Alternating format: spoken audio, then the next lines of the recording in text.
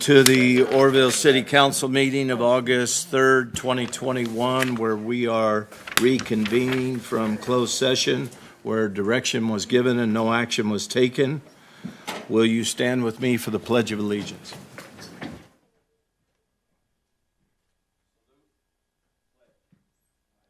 Allegiance to the flag of the United States of America and to the republic for which it stands.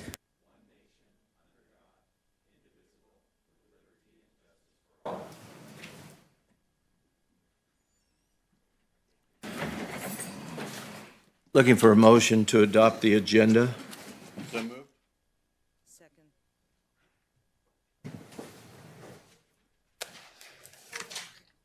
Motion carries with 7 yeses and 0 nos. At this time, we're going to open the meeting up for public communications. This is your opportunity to speak on non-agenda items. Madam Clerk, do we have any speakers? We do, Mayor Reynolds. We have 6 speakers. Our first speaker is Gary Norwood. Yes.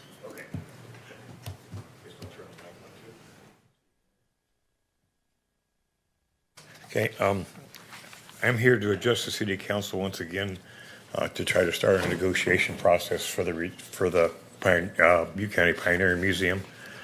Used to belong to the Native Sons, was given to the city. Right? We feel like we're in a better position to maintain that and operate it efficiently. In our organization, we now have 5 other museums, so it's not like we're not familiar with the museum process. Right. I don't want to point fingers, but the museum has not been well serviced over the last couple of years. COVID have been part of it. I understand that, but even before that, it wasn't. We have plans to put in a complete ADA access, right? So which means an elevator to the basement, right? We also want to put a 20-foot extension on it. That lot that's between there and the Veterans Hall is actually part of the museum's property, right? So we'll encroach about 15, 20 feet out from where the building is now to put a second floor in there to expand it so we can bring in new and fresh product, which will attract people. We want to open it back up to the schools so we get the schools in there so the children get to know our history. I'm almost out of time. So what I'm requesting, I think, is to be able to, with the City Council's approval, to enter back into a negotiation process with the city manager and the city attorney. That's where we left off last year. Or it's been 5 years now, 6 years. It's been 6 years now. It's been a while. But with everything that's going on in today's world, we just feel like we're in a better position to maintain that property. And Mr. Norwood, are you looking for an opportunity to present your situation, sir? that's what the City Council decided. Yes. Right. Okay. I submitted a letter on June 1st. Mm-hmm. Right.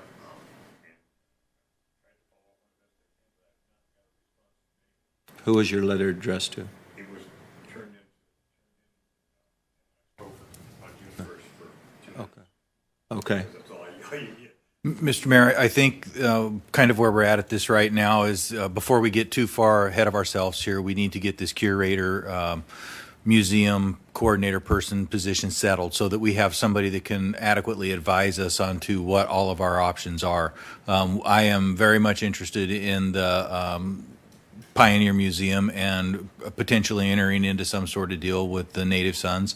I would just be much more comfortable if I had what I would like to consider a technical advisor for museums before I start trying to have some sort of negotiation about something that I'm really not all that familiar with. So if we could, give ourselves a little bit of room, it's going to take us probably through the rest of the summer and fall to get that resolved, and then have a conversation with the Native Sons, probably somewhere late fall, beginning of the year, so we can work through this, Gary.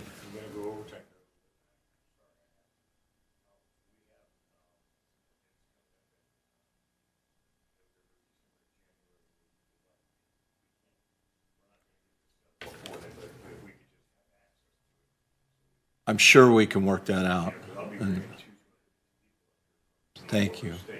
Mr. Norwood, your time's up, sir, and I appreciate that, but I'm sure we'll be able to work that out. Yes, sir. Our next speaker is Amy Jernigan, and then Steve Terry.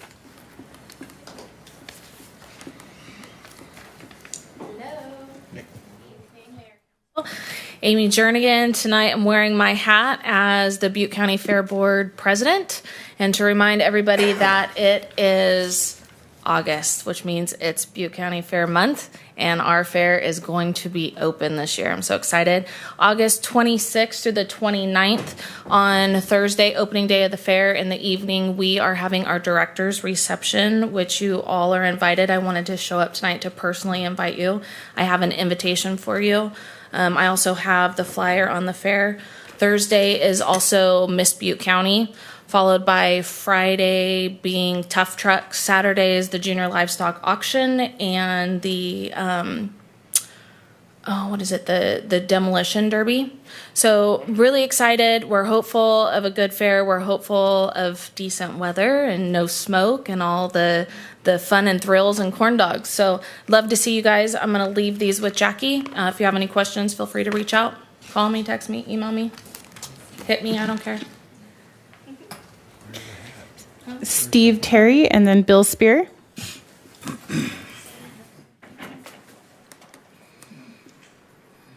Good evening, Council.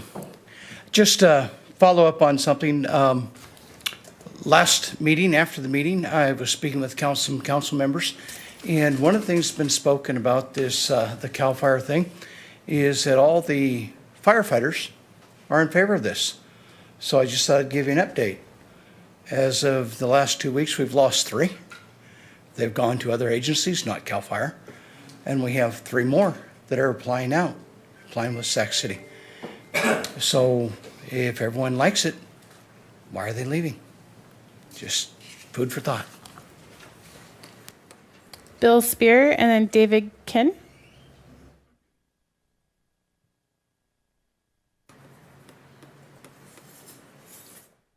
Mr. Mayor, Vice Mayor, City Council, I'd like to come pray for you all this evening, and a comment is just got a chance to check out the Rescue Missions Resource Center, pretty awesome place, and for our city. Lord, we thank you for all that you're doing, and I pray for our City Council. We pray for wisdom, Lord, as they tackle these tough issues, that you would give them that supernatural wisdom. We thank you for all the people that serve the public, our police, our firefighters. We lift up the rescue mission to you and their new facility, and Lord, we thank you for all the people they're going to serve, and we pray that it would prosper. We lift up Caring for Women, another wonderful organization that's in our city, and we pray that you would continue to bless them and to use them to minister to mothers and protect children, and we thank you for what you're doing there. We continue to lift up the Hope Center to you and the vital service they provide for our community, and Haven of Hope on Wheels, and all of the recovery homes and all the churches that are serving, and just pray that you would bless them all, Lord, all those that lay down their lives. It says it's more blessed to give than to receive, and so we just pray your blessings. In Jesus' name we pray. Amen. Our next speaker is David Kin, and then Kay Castro. Good evening, Mayor, Council. My name is David Keene, Operations Manager here at California Water Service in Oroville, and I'm here to let you know that we've applied for our 2022 through 2024 general rate case application to the Public Utilities Commission. And what that is every 3 years we go to the PUC and we tell them the projects and maintenance activities we want to do for the upcoming 3 years and how much that will cost. What they do is they review the projects, they get into the weeds, and there's a back and forth. Eventually, a set of projects and rates is determined. So we are at the start of that process. One thing I wanted to point out is that the correspondence that you received is a prescribed letter that the PUC wants us to send out to all interested parties. It has the proposed increase in revenue as 10.5%, but I wanted to clarify that the average Oroville customer bill will only go up 1.3%. Now, there is a difference there between revenue and the average customer bill, including rate-making consolidation with Chico and several other things. It is a very in-depth, long process. So I wanted to let you know that there is a difference there between revenue and average increase to customer bill, and then offer also to come back and give a full presentation on the specifics and an agendized item. And I do plan to stick around, so for anybody here, if you have questions, I plan to stick around for the rest of the meeting. Thank you. Kay Castro and then Tanif Riesinger.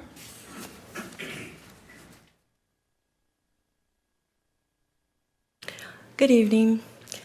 I frequently hear that emotion has no place in decisions and politics. I think our country was founded on emotions. Our city mothers and fathers certainly came here with emotions of hope, opportunity for financial success, bringing the emotions of joy, security, and happiness to their families.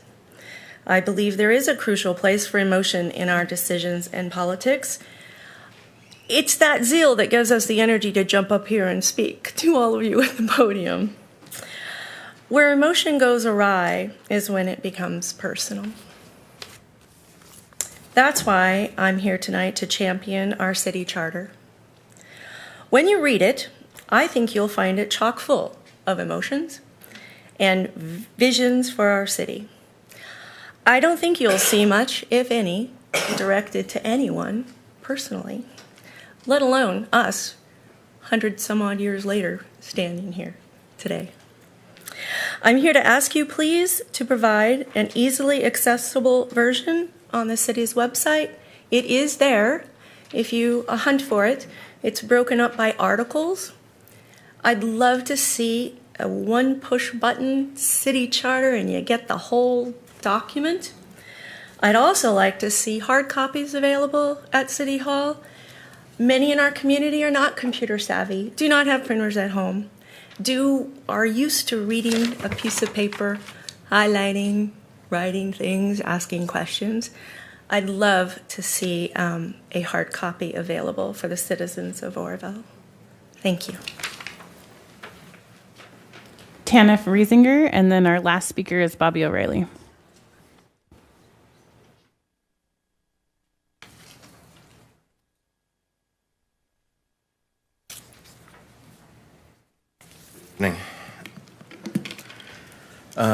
I've been here this is now the third council meeting I've been to. I'm new to Oroville. I don't know if I mentioned that before. I've only been here about less than 2 years. And I have a desire to kind of address some issues. And it's not just one part of the city, it's all over the city. I've been in South Oroville, I've been in Thermalito, I've been in Kelly Ridge, I've been downtown, I've been down where I live. And it's a problem that's all over town. I mentioned it before. But have been put in touch with a gentleman, Mr. Goyer, who did contact me, but it seems like he doesn't really know what to do either, or doesn't have the wherewithal to kind of bring things together to kind of address this issue. I had some issues with a couple Oroville PD officers that I don't think maybe there was a miscommunication of the issues that needed to be addressed at that time regarding trespass orders. And so I'm here to ask the council again if I could be put in contact with somebody to actually sit down with them, or something to kind of work on this. I'm going to be sending you all an email. It'll be like a form email. Each one of you will get the same email. That way I'll introduce myself, you know a little bit more about me. But I'm hoping that each one of you would be able to address this issue in some small way to get back with me. I would appreciate it. And Thank you, sir. Our last speaker is Bobby O'Reilly. Hello, can you hear me? Yes. Very good. Coming to you live from Daytona Beach, Florida. Welcome all. I appreciate the opportunity to speak to our 7 council members. Loving it out here in Florida. I'd like the council to recognize that the precedence has been set tonight, that individuals have gone a minute and a half over their time before cutoff, so I would like to do the same. What I'd like to address tonight is the fact that I would like to address cordialness, so to speak. Just so that the public and the record and the council members who are not aware are aware and become aware. We have some who are our elected officials who like to take it upon themselves to contact employers, as well as individuals who are overseers of individuals that oppose or show publicly that they oppose decisions made by the elected officials. I'll tell you right now that I campaigned and ran with Chuck Reynolds, Eric Smith, David Pittman, and myself, and I did so because we all shared the same values. We shared the same heartstrings. We shared the same wants for our community to build, to grow, to bring in things to our community, mainly for our children to have something in our community after us. And just because we may disagree on something doesn't mean that we should go to the extent to try to gain leverage to silence the individual. I'm about to be cut off. I'd like to be extended 1.5 minutes, please. Jackie. Your time's up. Am I still here? Your time's up. Mr. Mayor, if I might respond to that request for the extra 1.5 minutes. The reason, no one got extra time. No one got extra time. I asked him a question. I was just going to clarify, there were questions that council members had of that individual, and he responded to those questions. Right. He was not given extra time to speak. No one is given extra time to speak. Appreciate that. Thank you. Mr. Mayor, that is the last of the public speakers for non-agenda items. Okay, looking for a motion to adopt the consent calendar. Mr. Mayor, if I could, I would request that we pull item number 7. Looking for a motion to adopt the consent calendar, pulling item number 7. So moved. Second.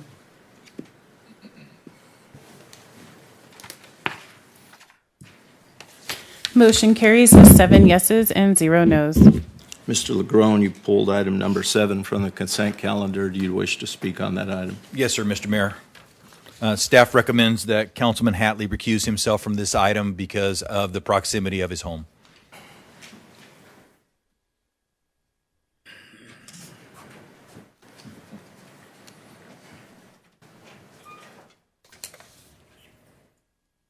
Nothing further, Mr. Mayor. What's that? Nothing further. Nothing further. Does anyone have any comments on this item? No comments from the public? Mr. Mayor, there are no public speaker cards for this item. Looking for a motion to adopt resolution number 8980 and 8981. I move that we adopt the resolution number 8980 and 8981. No second.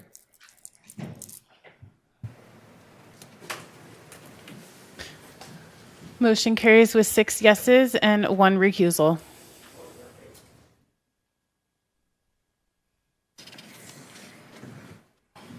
Mayor, due to time and the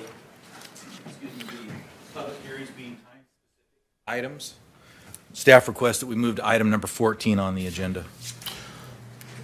Skipping ahead to item number 14 and regular business, request for designation of voting delegate and alternates for League of California Cities annual conference. I would be interested in going to this conference and being the voting member. Is there anyone who would like to go with me? I'd like to go as a alternate, as the League of California Cities is one of my appointments. Anyone else? Looking for a motion to accept Mayor Reynolds and Councilmember Riggs will represent City of Oroville in the League of Cities. Second.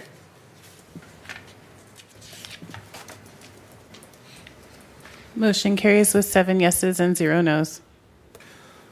Moving on to item number 15, potential charter amendments.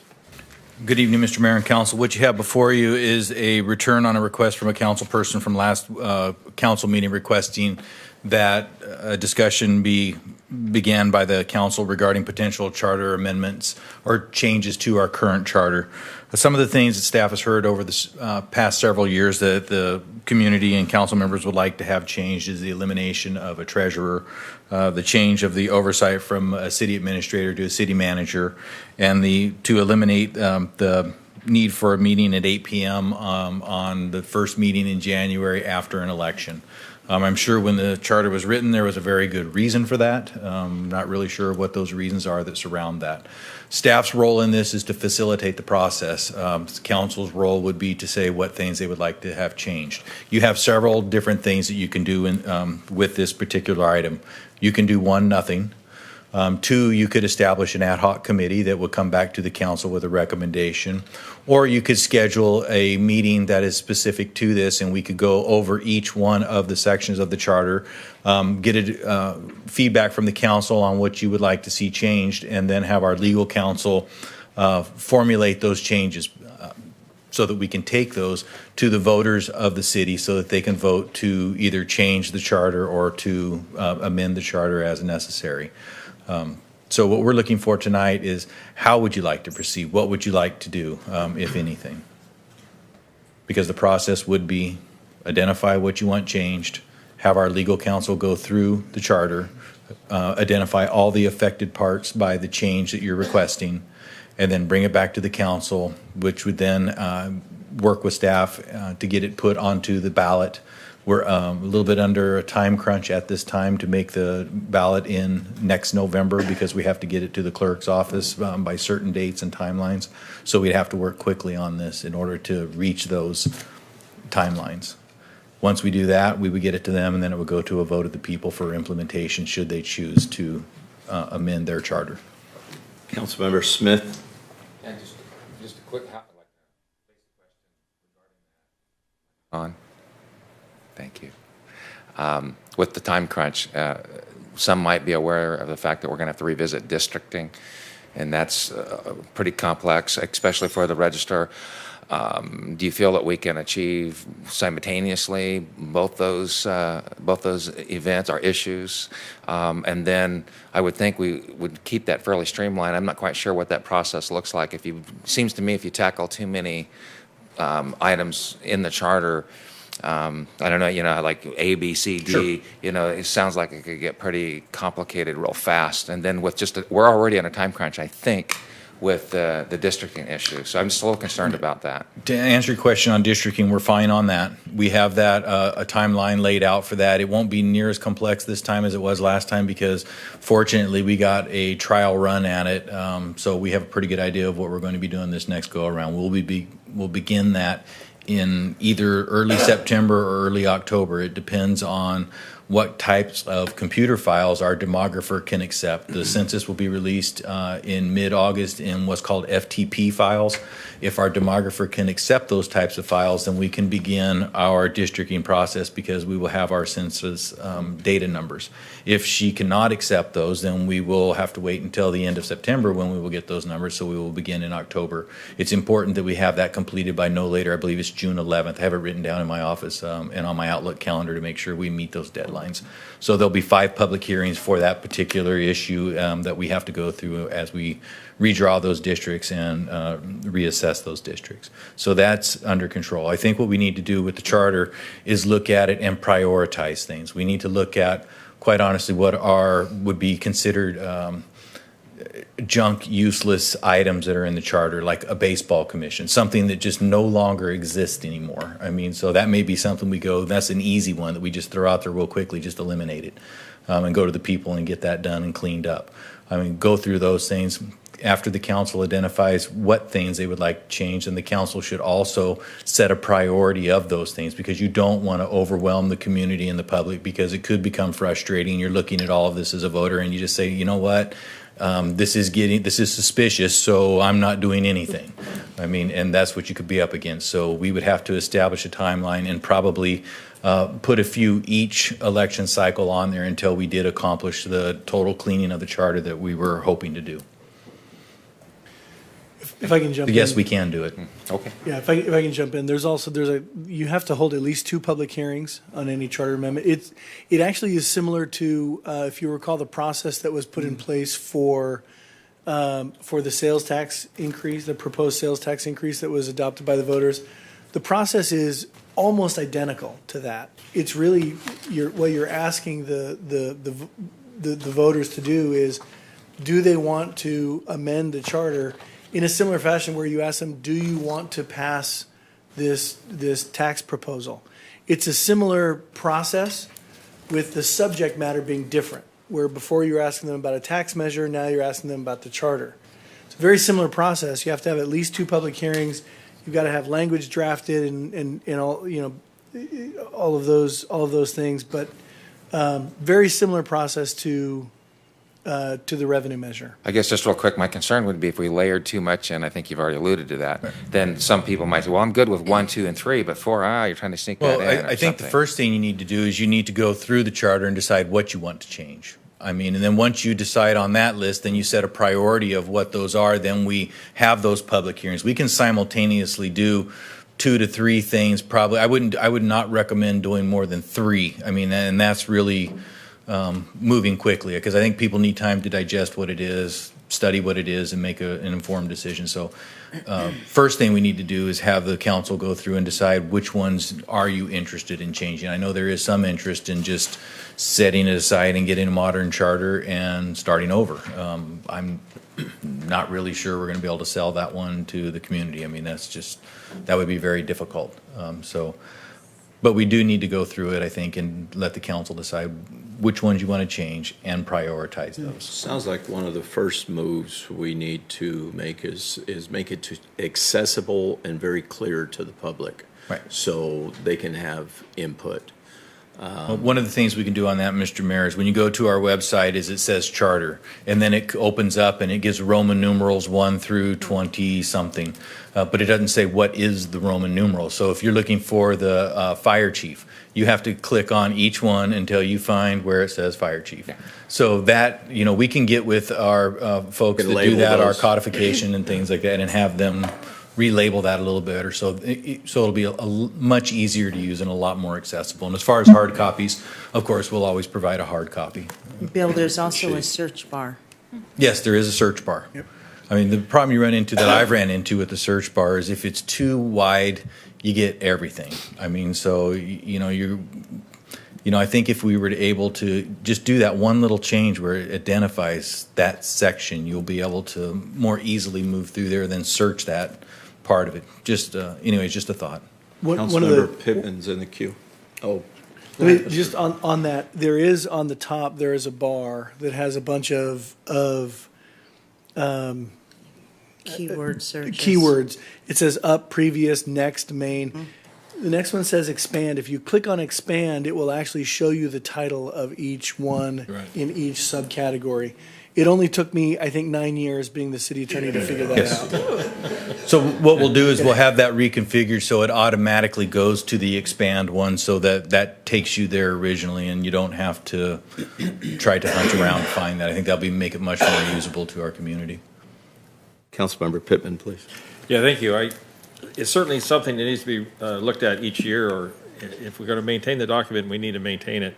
I kind of like the idea of having at least 2 public hearings and splitting up, half the charter at a time. Don't take the whole thing on as far as all the articles, but maybe the first 6 articles or so, and then have a public meeting so we can give the public an opportunity to weigh in on those, 1 to 10 or whatever items we pick.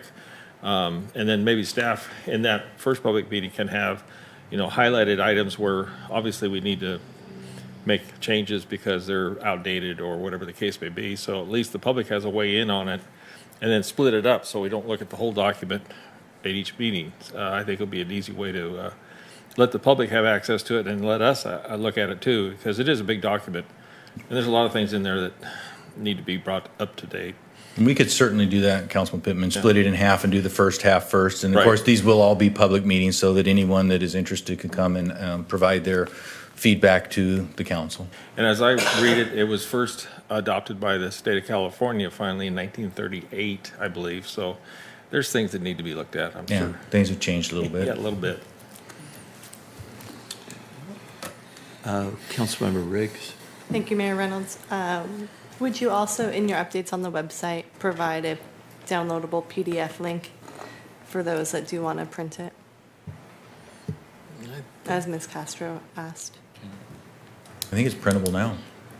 I think it's printable as a page, but not as like a downloadable Okay. Yeah. link. As a, are you, you have to help me out with this, an entire document or Yeah, a like section? like Okay. one PDF of all Gotcha. of it. Yes, we can do that. Thank you, sir. So is it the consensus of this council that we would all meet and go over the charter to decide what is obsolete and then what we're going to bring forward to the public, meet as a whole? Yeah. I mean, if you would like, Mr. Mayor, we can schedule a special meeting for that so that this is the single item that you're here for, to discuss just that. Okay. Councilmember Goodson, did you wish to speak? No, I just agree. Oh, okay. Do we have any public speakers on this item? Mr. Mayor, we have two public speakers. Our first speaker is Steve Terry, and then our second speaker is Bobby O'Reilly. Okay. Our next speaker is Bobby O'Reilly. Hello, can you hear me? Yes. All right, thank you. So I'd like to say that I definitely agree with Mr. Reynolds that we definitely need public input on the charter. The charter definitely needs revised and rejuvenated. I have reviewed the charters and municipal codes for almost all of the cities I have visited across the United States this last week and a half. And I can tell you that we as a city are behind the time dramatically. Some of these things that are in our charter and our city codes are well beyond the times, and they need updated very badly. Also, especially since we've already violated our own city charter, but also our commissions. Right now, it seems the commissions, besides maybe the planning commission, it seems the commissions such as the parks, the arts, the major review committees, the committees and commissions are all there to basically rubber stamp already made agreements or decisions. And my understanding is that committees and commissions are put into place to oversee and to make recommendations prior to them going for a final. So I'd like to have a complete, thorough review of the whole charter, as well as complete, thorough review of the commissions and committees, and fix the verbiage in those. Hopefully nobody's plugging their ears this time, and just, as one of the 3 or 4 very vocal members of the community, I'd like to say thank you for your time, and as always, I am a voice for the community. Thank you. Mr. Mayor, that was the last speaker on this item. I'll comment to that since we have a council member who's on the parks. Was on the parks. Was on the parks. Actually, Article 10 of the city charter covers parks, and the Parks Commission has a lot more authority than they've been exercising. So I really encourage people to study. There's only 31 articles in the charter. It's May I ask a question? surprising. No, you may not, sir. It's not a conversation. Sir, you comments if may I? Councilmember Riggs wishes to speak. Yeah, as the former chairperson of the Parks Commission, I would have to agree with Mr. O'Reilly that it has felt like very much a rubber stamp, and they're limited in their ability to be real advocates for the parks. And so, although the commission does have power and authority, it's also to the interpretation by staff on how that gets implemented. And there has been, staffing issues in the past that are being resolved or have been resolved. However, I do believe that there is some validity in the speed bumps that those commissions experience. And I'd like to see that addressed and resolved so that the people, those that are passionate about arts or the parks or the planning for our community are accurately represented and accurately equipped to represent those passions. I would invite everybody to the Parks meeting that's coming up. I mean, I think Mr. Huber will be there to give a presentation, or at some point. The role of the Parks Commission has been defined. We've went over this, and we seem to come back to this every few years. So there's been a legal interpretation of what is the role of the Parks Commission. I think that will help everybody to understand exactly what those parameters are from Mr. Huber's prior legal advice that we've received on this. So I would invite everybody to attend and, see that so they know exactly, kind of where we're working from. Yes, and I do appreciate the legal standpoint from it. I think that the tangible tasks would be more beneficial in being able to understand those, and that being a part of the onboarding process for a new commissioner. Thank you. Thank you. So we have the consensus of this council we will set a meeting for the council to meet over discussing the charter with staff. Yes, sir, Mr. Mayor. What I have is that we will set a special meeting and we'll go over the first half of the charter and see what sections the council and the community feel would be beneficial to amend or eliminate or change. And then we will come back to council after working with our attorneys to figure out what that language would be and what would be appropriate to go from there. And then we'll take on the second half of the charter after that. Thank you. Okay, moving on to item number 16, approve code enforcement as a standalone department and recruit for department director. Good evening, Mayor and council members. This item is coming to you for consideration of developing a standalone code enforcement department and recruiting for a code enforcement director for that department.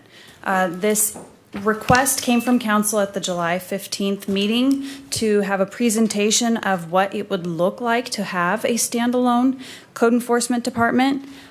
Because currently that department falls under the police department and the community development department. So there's a little bit of a ambiguity as to authority there. The position of the code enforcement director would be the same as the position of the community development director and the other directors. Thank you.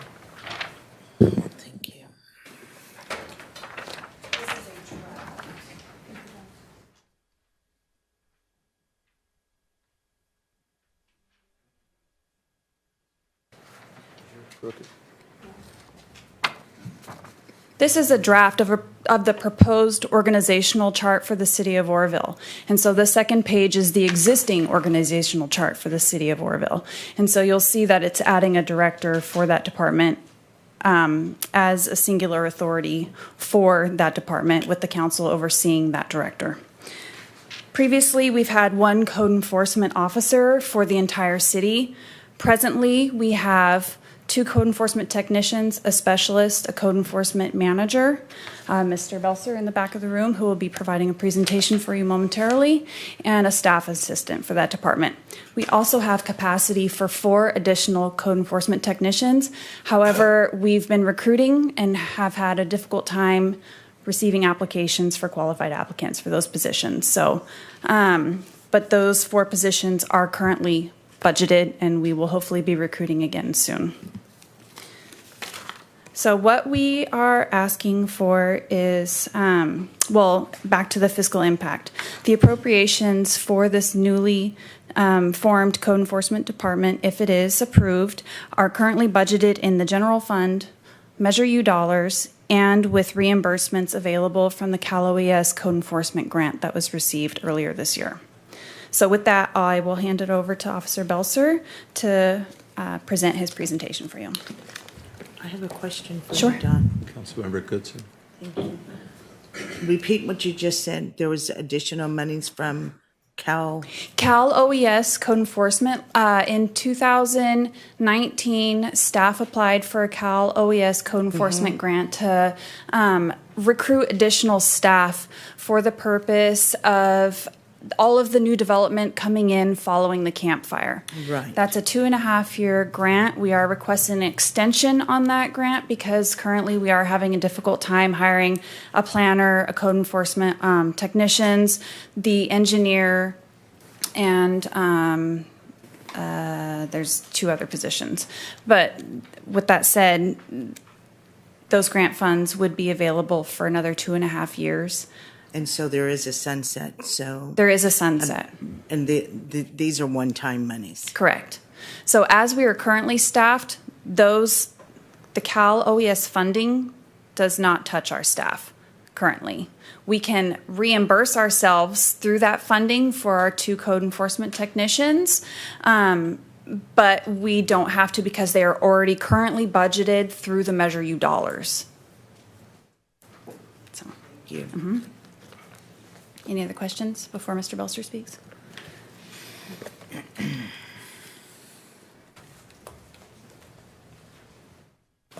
Good evening, Mr. Mayor and Council. I'm here to do a presentation on the code enforcement program, how it currently sits, and the direction that I would like to see it go. The goal of code enforcement currently is to get voluntary compliance from our citizens and answer and give direction to individuals on and educate them on our city code. And it is all to enhance the quality of life in our community, the health and safety and welfare of the citizens of Oroville. It has been, historically, the code enforcement program has been shuffled around from agency to agency, department to department. Sometimes it's under fire, sometimes under police, community development, split in multiple departments. And the issue with that is that not every department gets the priority need from code enforcement that it desires. If it's under fire, it has a tendency to handle all the fire issues before it handles police issues, before it handles citizen issues. And that's been an ongoing problem. And with that, you have ongoing complaints that there's no follow through with. There is a need for a standalone department in our city as the department grows and the program grows with employees. Management is important, and answering to priority complaints involving quality of life issues in our city are even more important. With a standalone department, the needs for all departments can be addressed based on priority. There would be consistent enforcement, accountability, and proper follow-through for citizens. Right now, with the help of Don Nevers and several other individuals, we have an office and report writing room in City Hall where I'd like to see the department maintained.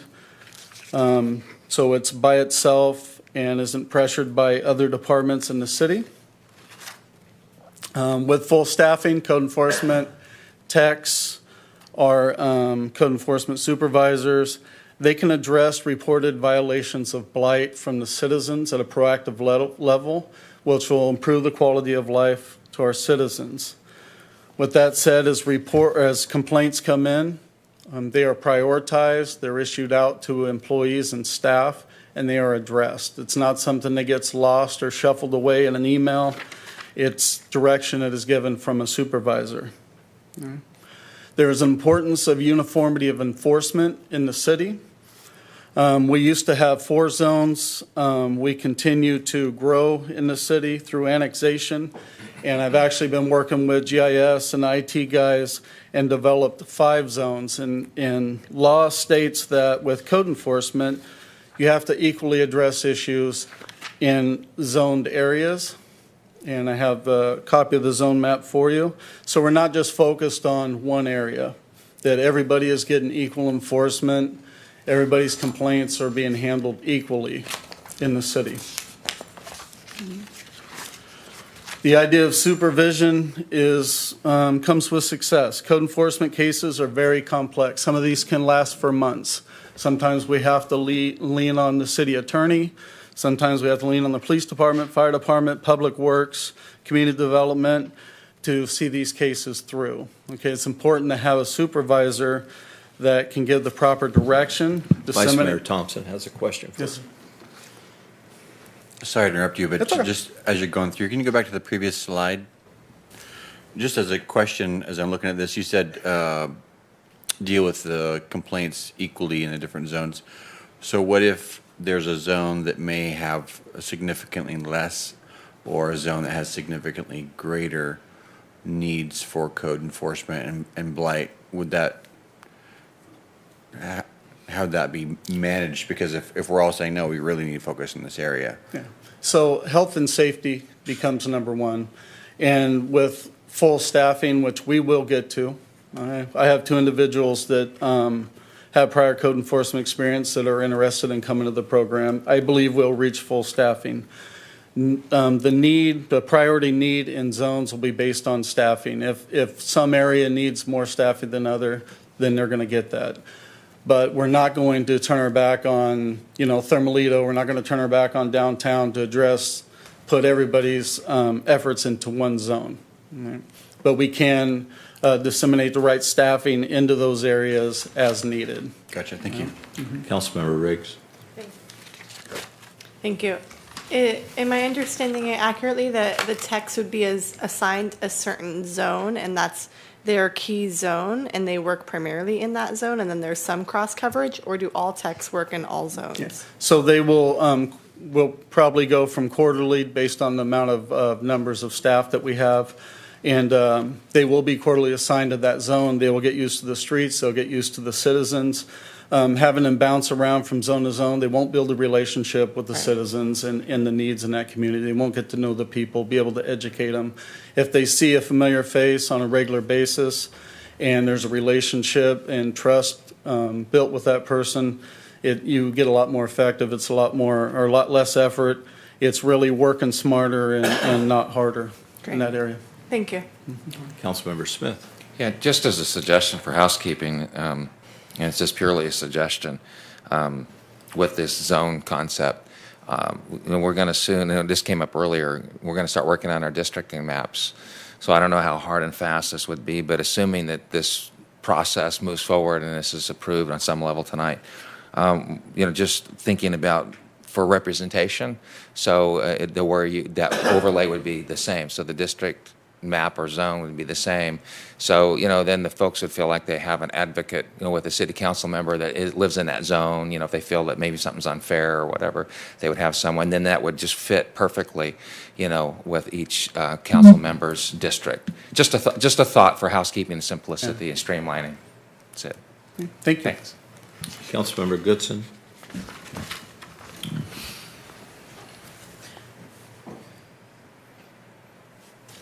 You had mentioned something a little while ago in regards to a lack of trust, and so folks in those areas that the staff would be able to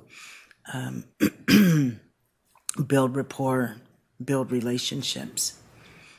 So here's my thought on that. For me and where I live, it's not about trust, but the area that I live in, many of the landlords, they own a lot of the property, the homes, they are MIA. Mm-hmm. And so to build relationships with renters and we have severe transient problems, et cetera. I'm just wondering, how staff, aside from trust, because that to me is not the concern, but how would the staff address just the basic property standards, being able to maintain sanitary conditions and provide basic safety in their pre-existing structures, where their property is free of blight and vermin and abandoned vehicles. So when I talk about trust and I talk about people that live in the community, not the individuals that are on vacation living outside of the city of Oroville, collecting their money monthly, that don't have eyes on their property. Trust the people that aren't afraid to let us into their house and look around and say, hey, these are the issues that aren't being addressed by my landlord. I need help. I need someone to be able to reach out to them to make these corrections that need to be corrected. That's the trust that I'm talking about. It is very tough. People think that code enforcement wants to run into their house, red tag everything, boot everybody out, and leave them out on the street. And that is not the direction that I've ever taught or ever presented to anybody in the community when it comes to code enforcement. We want to hold the property owners accountable. We can't hold them accountable if we can't see the violations.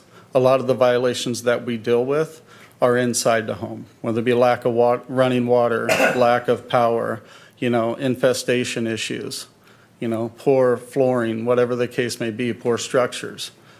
And so let me piggyback off of what you just said. Many of the concerns are within the home itself. And so you know that because of what is manifested on the outside. When you see rodents, when you see the debris, etc., then you would venture to say that there are some issues going on in the infrastructure in that home. So it starts at the appearance of the outside, which prompts you to want to visit the inside of that home. Am I? Yeah, it is easy to send letters and correctable violations to property owners. They'll show up, they'll mow the lawn, they'll remove the junk, trash, and debris, but the environment still maintains inside the home. They don't want to send that house. Mm-hmm. And people are so afraid of losing where they live, losing the roof over their head. And we don't want to present that type of attitude or that type of direction at all. We want to help people that are living in unhealthy environments. Thank you. And will you be addressing what the training will be like for this new additional staff later on in your presentation? I can tell you the direction that the trainees are going. I'm training 2 individuals right now that have been on approximately 3 weeks. This Thursday will be their 3rd week. Between the 2 of them, they opened approximately 60 cases. They've towed a ton of vehicles. They are learning the program. I teach at the California Code Enforcement Officers Association presentations. I've took code enforcement classes. I'm training those individuals not only how to be human beings, how to treat people right, mm-hmm. but to get compliance from individuals. And their training will be, as they'll be hired, after 6 months, they'll go through a basic code enforcement class put on by the state of California. 6 months later, they'll go through an intermediate class, and then they will go through an advanced class as I see fit, based on their production and where they're at in the program. Thank you. Mm-hmm. With supervision, it's easy to establish plans, policies. I update the policies and procedures for code enforcement. I have for several years now in the city. The strategies that can be disseminated to employees. To keep people under direction when there's doubt and need of help, the supervisor guides them through problems. Sometimes we have a supervisor that is involved in so many things, trying to juggle so many things and so many programs that they aren't as accessible as they need to be. And people understand with code enforcement, you're out on the street, you have the potential of violating people's rights. You have potential of sending letters for violations that aren't there. Someone needs to be there to give direction, to make sure that mistakes aren't made and that our citizens are taken care of. Which leads us into ensuring direction. A supervisor makes sure that all instructions are communicated to the employee and understanding instructions, that it comes from a supervisor level management. What you see in code enforcement is you'll see police officers try to tell code enforcement what to do. You'll see firemen try to tell code enforcement what to do. And a lot of times the direction they're giving them is actually violating people's civil rights. And you can't have that. You have to have trained individuals. We live in such a litigious society, and with the homelessness issues that we're dealing with nowadays and the rights that our citizens have, you have to be careful what you do out on the street. Okay. And with supervision, you can avoid a lot of that. We talk about goals being reached. Just in my heart, my feeling with the Code Enforcement Division, we annexed Southside Oroville, and I still don't think that they got the attention that they needed. No, I'm all right. Yeah. They are not getting the attention that is needed, and that's just based on staffing. It's based on training. We're spread really thin. Our 2 new code enforcement techs are doing an amazing job, but when we get to full staffing, I think that we'll be able to reach some promises that were given to individuals back there, and I think that that's important. When the workers are motivated, they use resources in the best possible manner, which leads to minimum waste. If you have someone that controls employees, controls staff that is out on the street, and gives proper direction, taxpayers' money is not wasted. They're out there doing their job. They're not sitting in an alleyway, not doing anything, messing around on their phones. You got to have direction. You got to avoid waste. They got to be able to use city equipment properly, and they'll receive and have received proper training on that, which avoids waste. Guidance from supervision encourages workers to be more disciplined in duties and goals. You have to have somebody that can set an example, that can teach them what they need to do, that is in direct contact. And I'll repeat this over and over again. Individuals that try to supervise things from behind a desk, what goes on out in the street is different. You can give somebody direction behind a desk. If you're not there with them, teaching them, training them, answering their questions, right? Bad things happen, poor decisions are made, and goals aren't reached. Okay. Frontline supervisors deal directly with staff, and I have known over time in my 20 years of law enforcement, it is really tough to get constructive criticism from multiple people. And if you have one individual that is in charge and can provide constructive criticism, it seems to be a little easier on the employee, and they seem to be, they answer to it a little easier and can make changes. And it's also important to have a supervisor there that can communicate with council or with the city administrator, the problems that might come from subordinates. So a person that communicate directly with council to the subordinates, and subordinates through a supervisor, and the supervisor to council. Unity and morale, the relationship with the supervisor is a very good incentive to improve the motivational level of employees. Leading by example, I talked about that earlier. Being out in the field, showing individuals what needs to be done. If you have one individual that is focused on code enforcement, not an individual that's focused on multiple different departments, the proper attention is given to employees. And at the end, the result of having that type of atmosphere, that type of environment, is the citizens' complaints are answered. You see improvement in the community. You see vehicles being towed. You see dilapidated homes being dealt with, either being rebuilt or if we have to abate the blight, abate the issue, and destroy the home, whatever it might take. And it's important that as the program grows, that someone is there directly overseeing the program. Councilmember Goodson. So when you say abate, and so I'm looking at public nuisance, who gives that directive and what is the enforcement? Because that policy has been in place since the beginning of time. Okay. And we still continue. So I want to know, what is the process for eradicating, not just eradicating for one day or 1 week or 1 month? What is the sustainability? How are you going to maintain improvement of these properties, and see,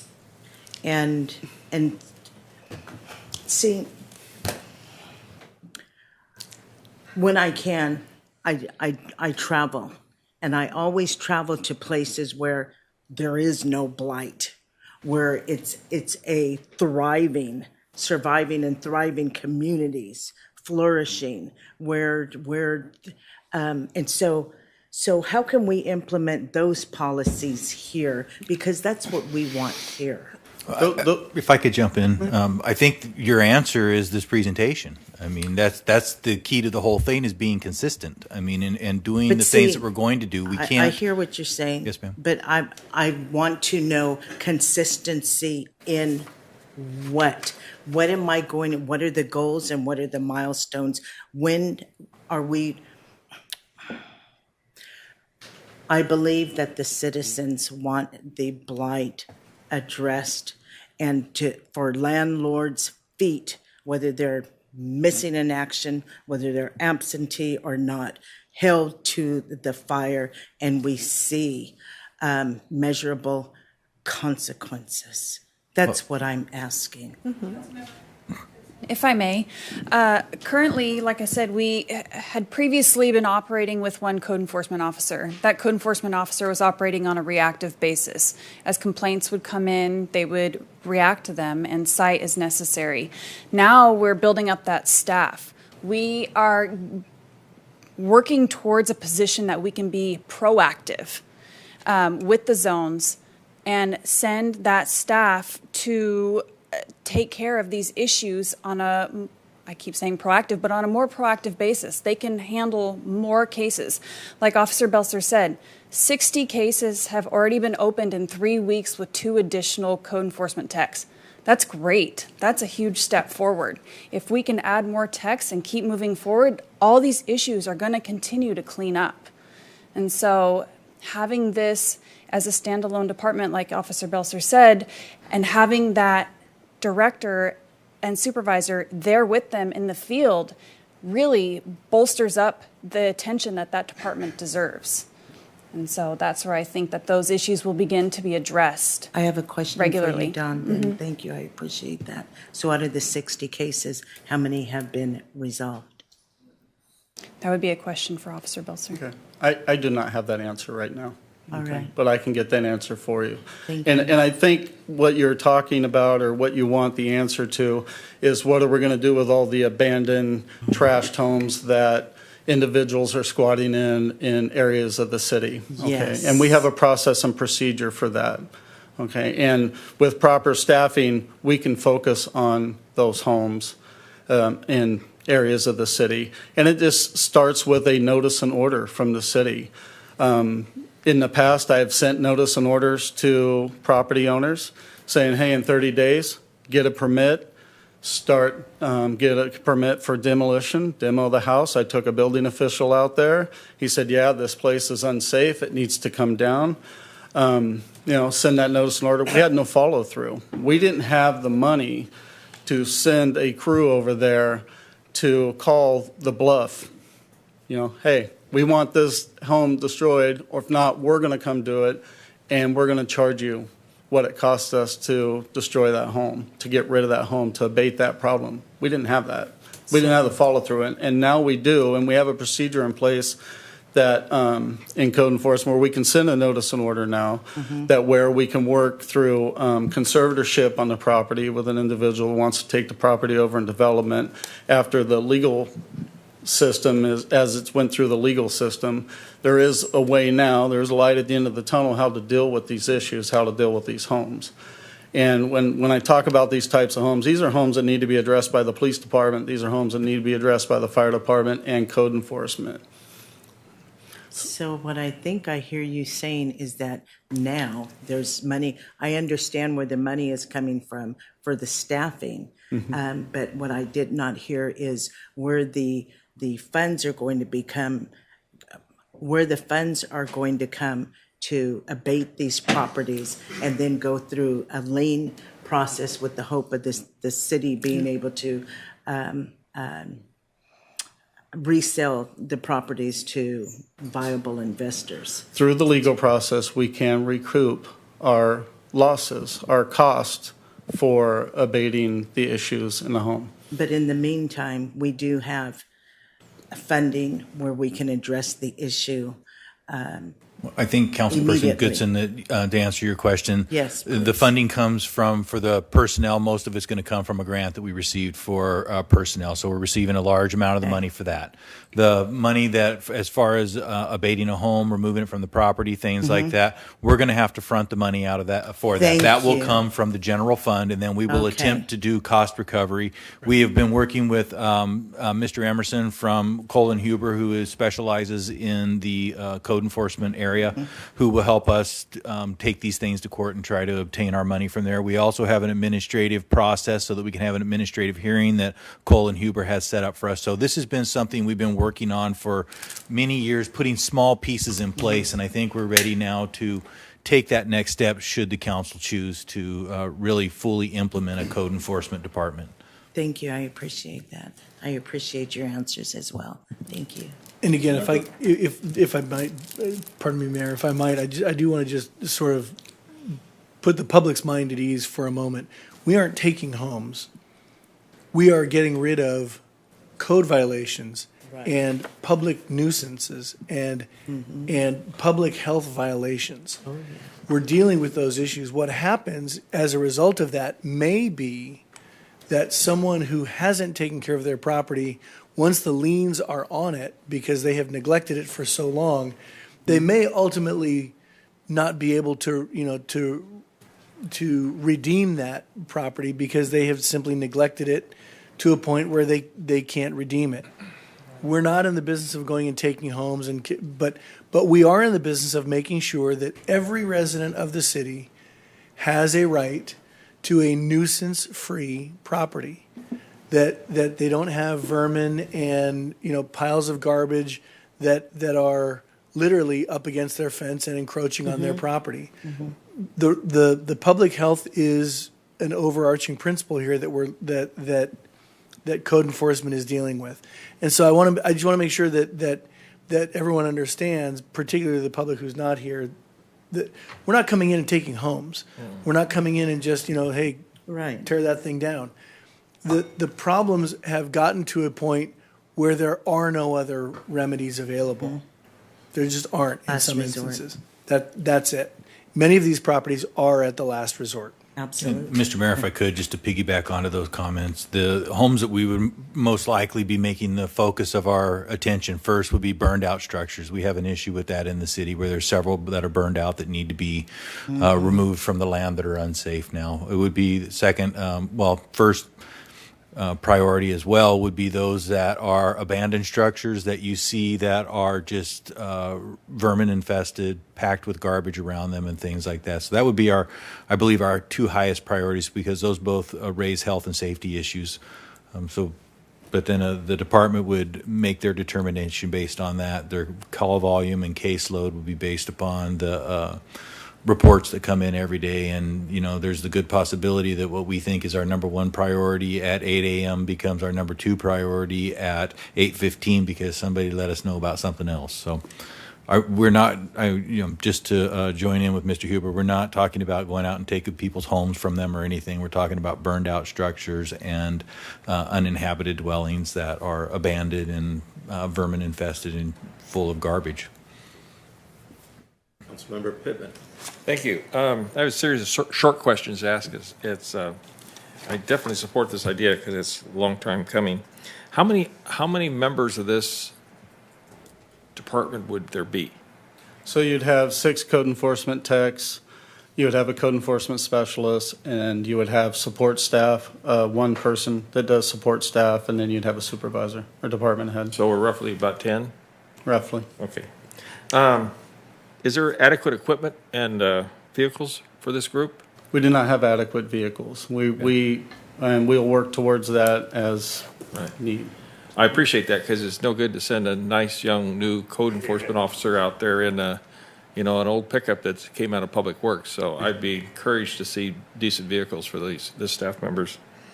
The other question I have is the connection between the difficulty of these this particular population that chooses to violate the code generally has their people problems, and I think 80% of them are people problems. Is there some way that a linked access to the police department for your officers to be aware of safety concerns that might be out there on the individuals that they're going on? I don't want to send somebody into a house that's derelict that's got a criminal record there. How would that work as far as linking that safety issue? So I developed a training program for code enforcement, and as part of their training, they're introduced to law enforcement. They are introduced to dispatch. They are taught and trained how to call about an address, get the prior history there, and then the determination is made whether or not law enforcement needs to be there, or fire needs to be there, whoever needs to be there. And Councilman Pittman, I believe that we'll still maintain CAD and RMS access, which is the computer system to the police department there, so that, you know, a check of the property and history of the property can be obtained by the code enforcement officers before Gotcha. they. I appreciate that, because I'm just digging into the presentation. The troubled population that we have out there, is code enforcement going to be dealing with that say are in the parks or along the river, or is that an MLE problem with the police department? Which way is that going to go? I think that it's everybody's problem. And I think building partnerships with individuals in the city, whether it be police, whether it be public works, whether it be code enforcement, reaching out to volunteers. I have support from county agencies that'll come out and help us. But it's everybody needs to address the issues. The criminal issues need to be addressed by the police department. Right. Code enforcement issues need to be addressed by code enforcement.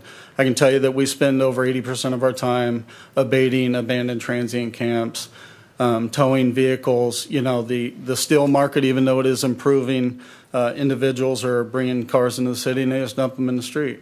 You know, they just leave them. They cut the catalytic converters off of them and they leave them for us to tow. And that consumes a lot of our time. There's reports that go involved in that, and they're time consuming, which takes away our focus on the houses that need to be dealt with in several areas in the city. Yeah, I appreciate that. I know we had a discussion with Mr. Goyer, whatever his title is, and at that particular time as a single individual, I believe he had 600 to 700 open cases. Yeah. That were on, and there's no way one person could even get 10% of that. So the need is clearly here, and having as many as 10 folks to address that, I think, is a proper way to look at it and go after the problem. Do we still have a hearing officer, or is that something new that you're being created? We actually have a contract with an outside law firm that would be arranged through Cole and Huber if we needed a hearing officer. Okay, because at one time we used to have the Building and Appeals Commission that appealed those issues, and I don't want to get that confused with this, but Usually pull people from outside other cities and other counties to sit on and listen to cases. Yeah. So the violations would go before this hearing officer, or would it go to the court system? It'll go. Hearing officer, okay. Start there, yeah. And that's one reason I want to hear that we have our own hearing officer, because if you go out to the court system now, you've got delays of scheduling that are outside of, I've heard 12 months, so we're going to have our own in-house hearing officer. Yeah, let me change the wording. The short answer is yes, but let me change your wording just a bit. Because there is a requirement to have neutrality. So they're not in-house. Right. We have a hearing officer. We actually have a firm that has several hearing officers on a rotational basis. Gotcha. They will select one for us in their firm of their stable of individuals that do it. They will select one for us out of their firm, and that individual is technically a neutral hearing officer. Right.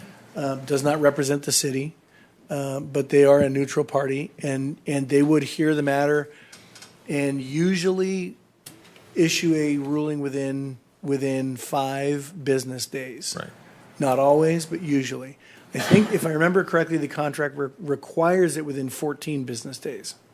And I think that's good to hear, because if we try to go through our court system, it'll be forever. It's a mess. And that's one of the things that we've been booked up against, because we can do our due diligence here, but if we go to another system, then we're scheduling bound to not make success in these. Again, I'd like to look forward to seeing what equipment needs you have and safety equipment for your personnel. That certainly is a top priority because we're not only going to be successful as well as we equip the staff. So thank you, sir. Councilmember Smith. Thank you, Mr. Mayor. I really like the part that you're emphasizing on public trust. I think of Orland just to the north, concern that came up recently with the wells going dry. A lot of citizens up in that area are resident to report that problem because their property will be red tagged and they're fearful that they'll now be, removed from their property. But there's actually support and help with that. And a lot of people don't know that, which comes back to the educational piece of really educating our community. I think that your department could go a long way. When you think about tenants, and putting up with things that perhaps they shouldn't have to put up with. So just that educational piece, and then building that trust, which kind of goes back to my earlier comment. The more I think about the district overlap with the electeds, probably a really good idea. So people feel like they also have that as an appeal process as well. So, which comes back to the question about training, because I kind of hear like a lot of different facets to this, where you have code enforcement thinking about building, understanding building codes, and then being able to determine what is repairable.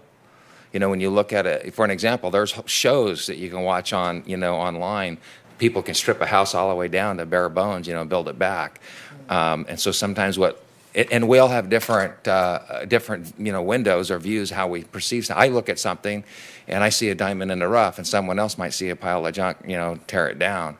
And so, and I've actually taken properties in my other life as a contractor and, rehab stuff that others might have thought, oh my God, there's no way.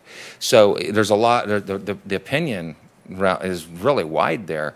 So I think, again, having that appeal process in place, that training, and so coming back to the training that your officers would have, in that building area, a real life experience, boots on the ground, of having a background in construction, or is their background more emphasizing law enforcement? It's like, what's those nuances there? Because, one inspector, and I've dealt with this, with my work being inspected, I had one inspector, he's ready to, give me the riot act, and another guy signs it off. And sometimes it looked kind of the same. And so there's a lot of variability there, and so that comes back to that public trust piece. So training, sensitivity, kind of what does that look like? Maybe help us understand that. I will tell you that code enforcement isn't going to make an engineering decision. Okay, they're going to go to an engineer. They're not going to talk about, give somebody direction on fire code. And that's one of the basis of their training is what they're assigned to do, and don't go outside of your training and expertise and make decisions. And that's why, with supervision there, the code enforcement techs, our code enforcement specialists, they run everything through me, and we make a decision on the direction. And if we need to talk to a building inspector, we'll talk to a building inspector. If we need to go to the police department, we go to the police department. If we need to go to the fire department, we go to the fire department. Making rash decisions costs time, it costs money, and cause a lot of issues. So will some of them be sworn police officers? or is it, like, what's that training look like? You just kind of give me a 30,000-foot view. Okay. Because it kind of covers a lot of their wide training range. is going to be on the municipal code, the health and safety code involving housing, the maintenance code involving housing. So that's what their training is going to be based on. Are they going to be trained to protect themselves? Yes, they're going to be trained with pepper spray. Right? They're not going to carry tasers. They are trained to, if things don't feel right, you don't have to be there, you leave. And we don't put anybody's health at risk over a code enforcement case or any case as far as that goes. They understand, through training, what decisions they're allowed to make, when they're allowed to stay in a situation or when to get out of a situation. So they're not police officers. They have no police powers. They're not going to arrest people. Are they going to be in positions where they're going to be dealing with unstable people? Yeah, we deal with the homeless population every day. Mental health issues, drug issues, and whatever issues is going on. And it's dangerous out there, and it's dangerous for them. But they understand where they need to be and where they shouldn't be. And just with that, I think it's also just important to think about collaborative work, like with the rescue mission. I think it was something mentioned about them opening a new department where they're helping, folks, through that process as well. So I think that would be really important. And all our code enforcement officers, and it's been this way for years, we provide people with pamphlets, we provide people with resources. We will get in touch with families, try to get them a bus ticket back home if they want to be with their family. You know, we work really hard. I run the behavioral health program here at the city, and I have behavioral health specialists that'll go out in the field with us when we abate transient camps and deal with illegal encampments, that reach out to people, try to get them off the street, get them the resources that they need, get them a driver's license back. If they have Social Security disability that's went to fault, they will work to get their Social Security disability back and get them off of the street. Those are the things that a lot of people don't see that code enforcement does, but we care about the individuals out there and what's going on in their life and their life that they're living. We don't run in and take their cars and smash them from them and leave them out in the cold. We don't try to have that attitude or perceive that type of attitude of individuals. We care about people. Yeah, and that, just my final comment on that. That's great because you're elevating quality of life, which really improves the community for all of us, and I really appreciate that. And property values will be enhanced as well. So really, I see the long-term win for the city is that when we address these issues, it elevates people's property values. It means more tax revenues. I mean, it's just a win-win-win-win. So I really appreciate wherever this goes tonight. I really appreciate what you do. Thank you. Councilmember Riggs. Thank you. I just wanted to echo Councilwoman Goodson's concerns about follow-through. I know that many of our citizens are really concerned about seeing the follow-through, so I appreciate the effort you guys have put into creating systems that allow for good follow-through. And then in my own experience, I have had a very positive experience emailing your guys' department and notifying you guys about situations, and you guys being very responsive in reaching back out when those are completed. So thank you so much for the diligence and for the whole department and the burden that they've carried, being such a wide burden and heavy burden and such a small team. So I really do appreciate you guys for that. Thank you.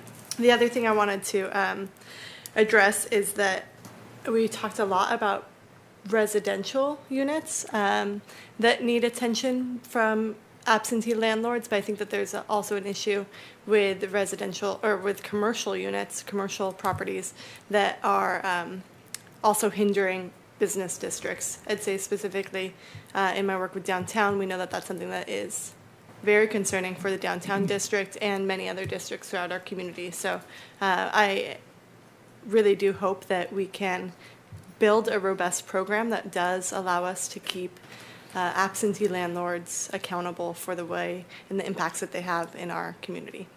I think Councilperson Riggs, this will be a program too that will not only will address the environmental things you see or the building issues that you may see with a facility, but it will also give the city a tool and a mechanism to ensure compliance with use permits. It will also give the city a tool to ensure compliance with zoning, to make sure that a person doesn't hypothetically take a business license for one thing and then do a completely different operation down there, and it just doesn't come to our attention until we happen to come across it or someone complains. This will actually give us a mechanism and a tool to deal with those issues as they arise. Yeah, I see that as being very valuable for the future of our businesses. And then this is going to be embarrassing. How much does it cost to tow a vehicle?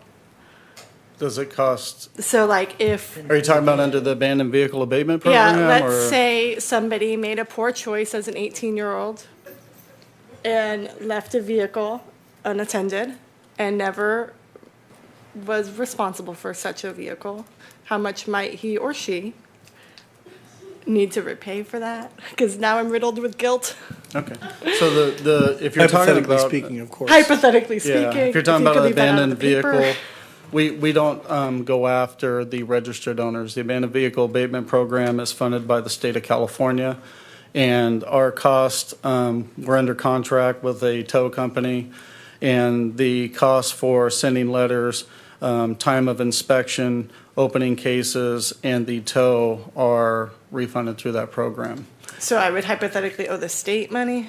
I could live with that, but the city not as much? It depends. If the police department towed your car and it wasn't towed under the abandoned vehicle abatement program, you might have a warrant for your arrest and not know. right, well, I'll Yeah. settle with, I publicly apologize for that. many Councilmember, years ago. typically what happens is the towing company that takes the car will send a notice out to the registered owner, letting them know that they have the vehicle and that if you want to reclaim it, you have so many days to reclaim it, plus what the fees are. They will also typically, after that time expires, they will auction the vehicle off. Those funds will be utilized to cover the costs of the towing. Oh. So if you have not received any notices about that, it's highly likely that they were able to recover an amount sufficient enough in the sale of the vehicle that covered the costs of the process.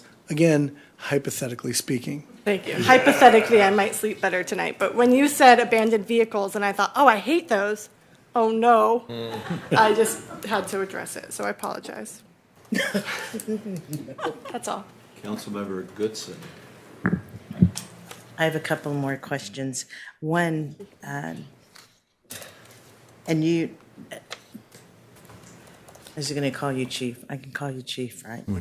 Why has the hearing officer position been in inactive status is my first out of two questions. You haven't had enough staff to follow through on things to get us to that point. And so now with 10? We should be able to activate that and use that on a regular basis. Our goal is to get voluntary compliance, but inevitably that doesn't work out 100% of the time. So I think with this amount of staffing and a program such as this, you're going to see that become active. All right, thank you. This is to you, Mr. Belser. What would be the relationship with the sheriff regarding abandoned homes with very intense drug trafficking? Are you talking about in the city And limits? code enforcement, Okay, yes. so code enforcement, there are codes of place in the city that talk about homes that are used for the sale and use of drugs and other criminal activity. So if a property owner is renting a home to someone that is trafficking narcotics or using the home for other illegal activity, the property owner is given notice about the illegal activity and encouraged to stop the activity either through eviction, to remove the tenants out of the home. So that's our only teeth in the game, on top of providing information to the right sources, whether it be through a narcotics team or through the police department regarding the activity that's occurring in the home.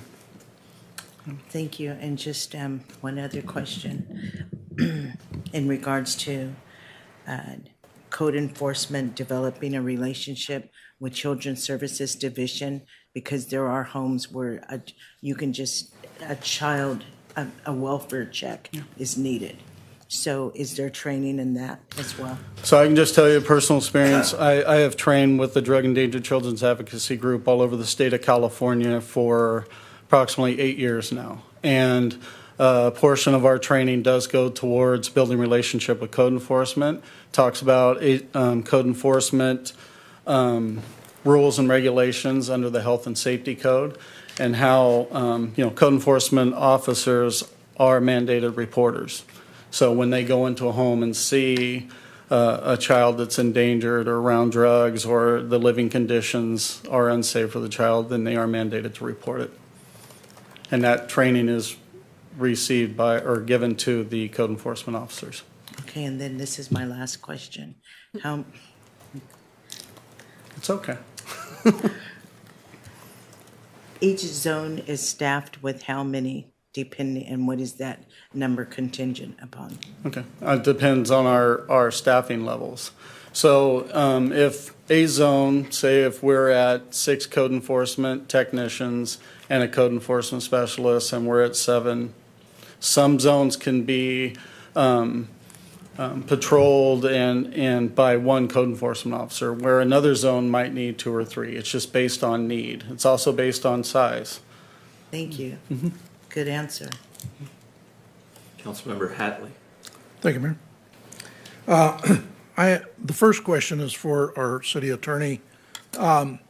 Is there any thing that you can foresee where the city, if we're doing something with code enforcement and these abandoned or where people are living in less than reasonable housing, that we would ever incur any relocation costs for those people? Generally speaking, no. Almost never. I can tell you before you will incur relocation costs, we would certainly, raise that issue. But these are not habitable. These are not habitable homes. These are, typically speaking, what we're talking about are the priorities are burned out properties, properties that are extremely substandard, where these are not habitable locations. So you will almost never be in a position with the properties that we're looking at where that would even be a consideration. And I think Councilman Hatley, typically too, the homes that we're discussing are ones that are not going to be occupied by anyone that owns the property. Anybody that would be there would be trespassing and would be illegally on the property to begin with. Well, I know what it's supposed to do, but I just kind of know how Right. sometimes it happens. Sure. You get people crying, and the next thing you know, we're paying lots of money to have somebody moved. And we would certainly be very sensitive to that because I understand what you're saying. We have had those issues, and it becomes very expensive to relocate somebody. Yeah, okay, I just want to make sure that. The other question that I have, I have two others, but I believe that Ms. Nevers said there was a grant, and it's 3 years for the funding and that kind of thing. And my question is, after the 3 years, then we're either going to have to pick the program up or get rid of the program. Is that kind of where we would be, like with other grants, or is there going to be a funding mechanism in place to assure that this is going to continue on? Because I'd hate to get somebody and be going great guns, and then all of a sudden we have no money. Right. Currently, that grant covers positions that are presently funded through the Measure U dollars. So the grant, if we ended up staffing fully to 6 code enforcement technicians, that grant covers 4 of those code enforcement technicians.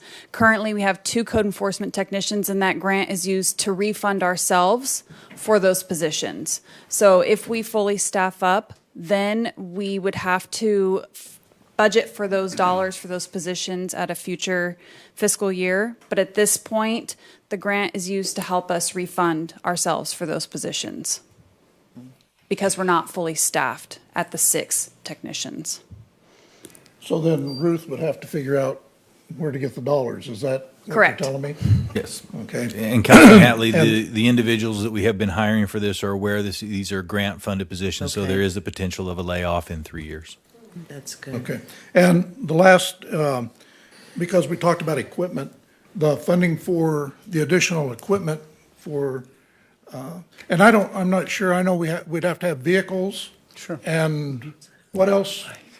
I know with police officers, you have to provide certain equipment. We would need With code enforcement, do you? I believe uniforms. We've created a report writing area for them with the technology necessary in there. There would probably be some writing materials and things like that they would need on the street. There would probably be some software that would come along with that, but personal protective equipment would mainly be it. I don't believe ballistic vests will be utilized in the code enforcement department by our code enforcement officers. So you're looking at a minimal amount of a pants, shirt, belt, and pepper spray. I think I heard Officer Belcher say, and really not much more than that. Okay, and then the funding for the vehicles would come from? Well, I'm going to say it wrong, but I'm going to say it because Ruth doesn't like this, but I'm going to say the Capital Equipment Replacement Fund. Go ahead, Ruth, what is it? We spent it all this. Well, I think that probably what we'll do in the meantime, though, is part of the budget this year included 9 new police vehicles. We'll be taking 4 almost new police vehicles out of service because they're hybrid and they do not work for that department. So we'll be transferring those to other departments within the city, and they'll most likely address the issue that exists in this code enforcement department should the council decide to fund that department. Okay, thank you. Councilmember Pittman. Thank you. I appreciate the program. I think it's going to be a great asset to the community. Couple comments I want to make. The idea of tying the zones to me is great for the workload necessary because like the zone around South Fifth Avenue. There's not a lot of residences. It's commercial. You don't need a lot of folks there. I think it's more important that the zones be tied to the workload versus tying them to voting districts. I think that would confuse the issue. I'd rather see you as a workload analysis be much more effective and efficient that way. The vehicles and the equipment, I would add, I'd really like to see them to have good communications via radio, a cell phone, whatever, because the necessary need for pictures is huge, especially if we're going to go through the enforcement process, and everything's visual nowadays. So They have been issued, or they will be issued cell phones. We have cell phones here at the city that they'll be issued. Okay. They understand, they've been trained in radio, and we're going to work on, depending on the channel. The police department is extremely busy. Dispatch is very understaffed. And, so we are very smart about where we go and what we do right now, and what we involve ourselves in. If it is a situation that is unsafe, we will take police department with us, so we do have radio. And more, I was thinking about radio between each other, so they have great communication to each other. The only other observation I have, and I certainly want to see this department move forward, is yes, it needs to have manager, supervisor at a high rank. I'm not sure I would support a department head level, because that becomes an at-will position, and we'd have to recruit and go through a long process to get there. And it's a department of 10, so that may get dropped off to a shorter number based on the grant. So I would support it at a high manager supervisory level. Certainly it makes sense, and I know there's a difference in process, but that's my thought pattern. I think that a manager supervisor would be much more effective than a department head. That's just my take, and I don't know what the rest of council's feeling are, but when you get down to the next approval, there'll probably be a choice for that one way or the other, and my choice would be manager supervisor to work with our assistant city administrators along the way now. So, and I certainly think it needs to be a new position without question, because it's going to be a tough job. Yeah. Councilmember Riggs. In discussing the funding for the grant funding for the positions, do you believe that being a grant funded position that clearly closes in about 2.5 to 3 years, is that an issue with recruitment? Is that one of those concerns? Barrier. I think it would be an issue. I think it would be concern for anybody that is coming on at that level, and there's potential that they're not going to have a job in 2.5, 3 years. Okay. But there is opportunity for growth in the city in other areas if there was a situation developed where the funding was going to end. These guys are well trained, and there's other areas in the city that they could go that are not grant funded positions. Yeah. And as a council person, I would, even when that grant fund ends, like to see our department, especially code enforcement, continue to grow, especially if you're able to achieve the outcomes that you've discussed during this presentation. So part of me believes, well, maybe we shouldn't post those as grant-funded positions if the intention is to continue on that size and subsidize that funding with Measure U funding. I think the reason why they were posted that way was just to be really upfront and honest with people, because we didn't want to catch them, 2.5 years from now and have to tell them that, after the fact. If I could just address one of Council Pittman's points on this. I understand the desire to not have a department head at that. The risk that you run is, if you do not do that, is that this is going to be moved underneath another department, and we're going to be right back to where we started, where it's been bounced around from one department to the next, and it's not standalone. I recognize the concern you raised, but that's kind of the reason and the rationale for why we brought this forward the way that we did. Vice Mayor Thompson. Thank you, and thank you for the excellent presentation. It's a great clarification of why it pretty much would be working better as a standalone, because if you only heard part of what you said, you would say, well, this just needs to be under the community development director. But then if you listen to another part of what you said no, this would be, you would think, no, this would be, needs to be completely underneath the police department. And so, and I see how it's been bounced around. So however much, we're talking about a lot of the minutia here, which is, it's fine. But this is a direct reflection of our Measure U tax dollar request from the community for a safer and cleaner city. So, for, cars are the issue, or, employees, I'm complete favor of doing what it takes to make this city a safe place for our citizens and our businesses to thrive, develop, and play, and all that stuff. So I'm highly in favor of cleaning up this town and doing what we can to make it happen. Thank you. Councilmember Smith. Yeah, I just want to echo something that Councilman Pittman said. I'm a little resident on the establishment for the same reasons. However, I think the point just made is an excellent point, because there's a lot of overlap, within various departments, which kind of goes back to my earlier comments. So it would have been nice to have had included with this, that job description laid out with some of those costs. So just that it's more, so we had just more presented in the sense of what we're actually looking at with that department, because we're essentially building a brand new department here tonight. That's what I see in front of us, and there's not a lot of information other than just conceptually. I think we're all on board, or at least I'm totally on board. No, Councilmember Smith, this department already exists. We're bifurcating it from other departments. So those job descriptions have already been approved by the city council. Salary schedule have been approved. Administrative staff have been hired. What we're trying to do with this report is just bifurcate it so that it is independently being operated and not under the umbrella of any one particular department. Okay. If that helps. Yeah, no, but I still see it. We're still establishing it, bifurcating, as you say, but just without actually seeing what that offer looks like or that job description. It'd just been nice to have had that included in the presentation. And then back to the comment about the districting, I would somewhat disagree with that with Mr. Pittman, in that I think just for simplicity, where, we're not creating all these different zones and, this zone is that and this zone's something else. I think just for simplicity, and then you can staff accordingly. That's just my opinion.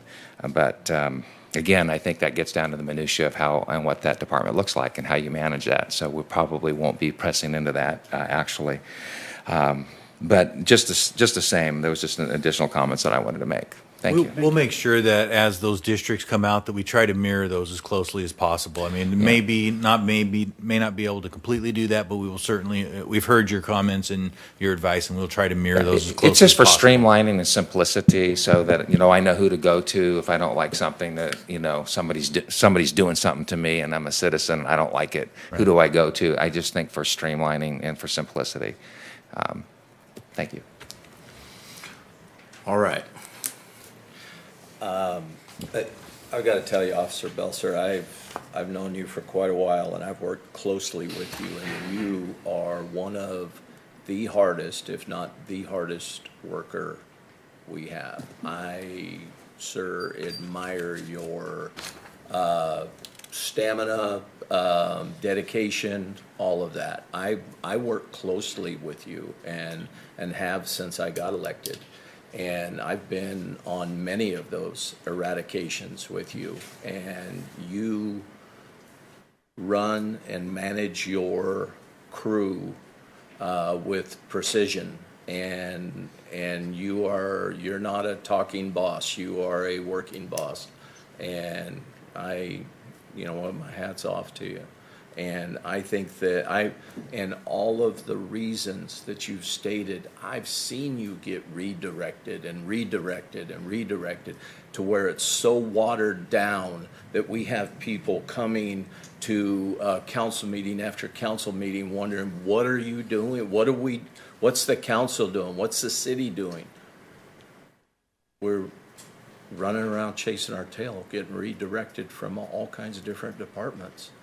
I believe in this. I believe that it needs to be standalone so you can focus on what you had presented here tonight to clean up this community. and I appreciate that. That's, those other departments need to be bolstered up with the individuals that represent them. Police officers need to be police officers, and fire personnel, all of these things, not code enforcement running around taking care of a lot of things for these other departments. And I'm in support of you. So Thank you. Appreciate that. Councilmember Goodson.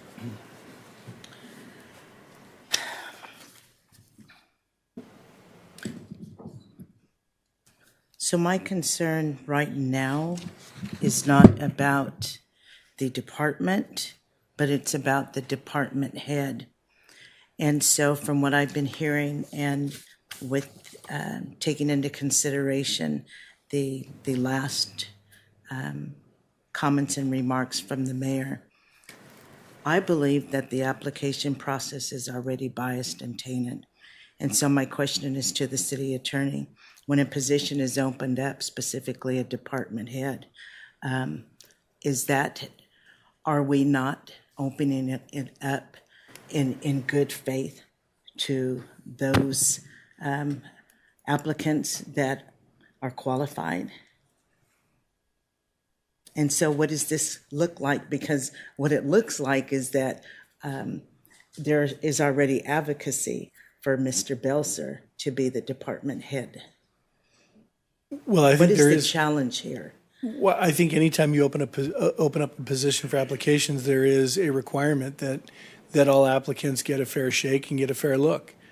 There's no question about it, and there is an understanding that whoever the hiring body is, in this case the council, can select the person best suited for that position, based on the desires and the wants of the council.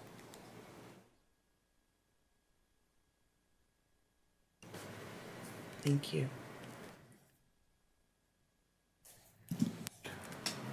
Okay, thank you for your presentation. Are there any comments from the public?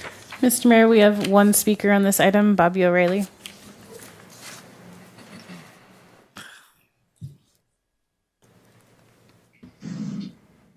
Hello, good evening. I wish I had more than 2 minutes to comment. However, Florida weather does not allow that. No, I'm just kidding. I do have to take this opportunity, the one opportunity I get in a lifetime to, I'm going to use the term, Mr. Huber, I'm sorry, prove Mr. Huber wrong. So when a vehicle gets towed and impounded, it goes through a lien process, and then depending on how much the car is valued, it goes through a hold pattern. At the end of that hold pattern, the tow company can sell that vehicle for whatever it deems necessary. There's no auction period. Not relevant at all, but I had to take my one opportunity to be right. I'm just taking that opportunity. Anyhow, being a advocate of the community, being the leader of many neighborhood watch organizations and communities, being a family member of many that have properties in the city limits, being a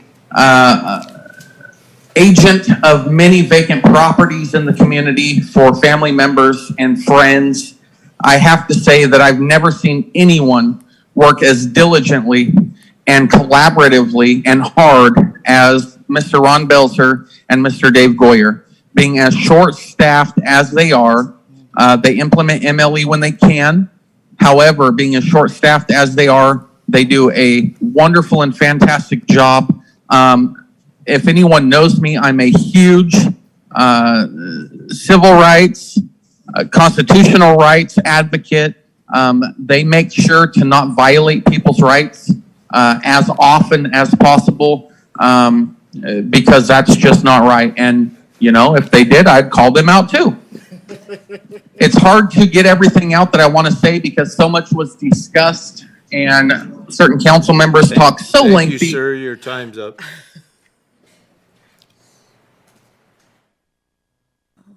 Are there any other comments from the public? Mr. Mayor, that was the only speaker on this item. Okay. Having no more speakers, we're looking for a motion to approve the formation of code enforcement as a standalone department. I so move. Sorry. And begin the recruitment process for the code enforcement director position. I'm really on board for this, so I so move. And I even jumped on it early. I'll second. Why do we have clocks on our screen? I'll second. I knew you guys were going to wrestle.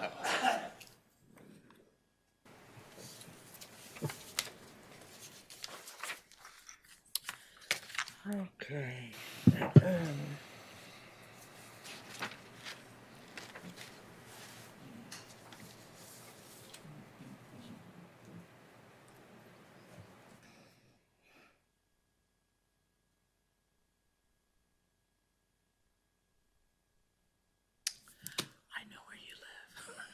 You're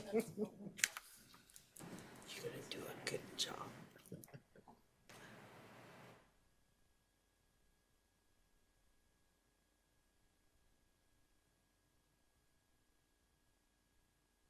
Motion carries with 7 yeses and 0 nos. Congratulations. See, you did it. Let me turn this thing on. Okay. Ready? Okay.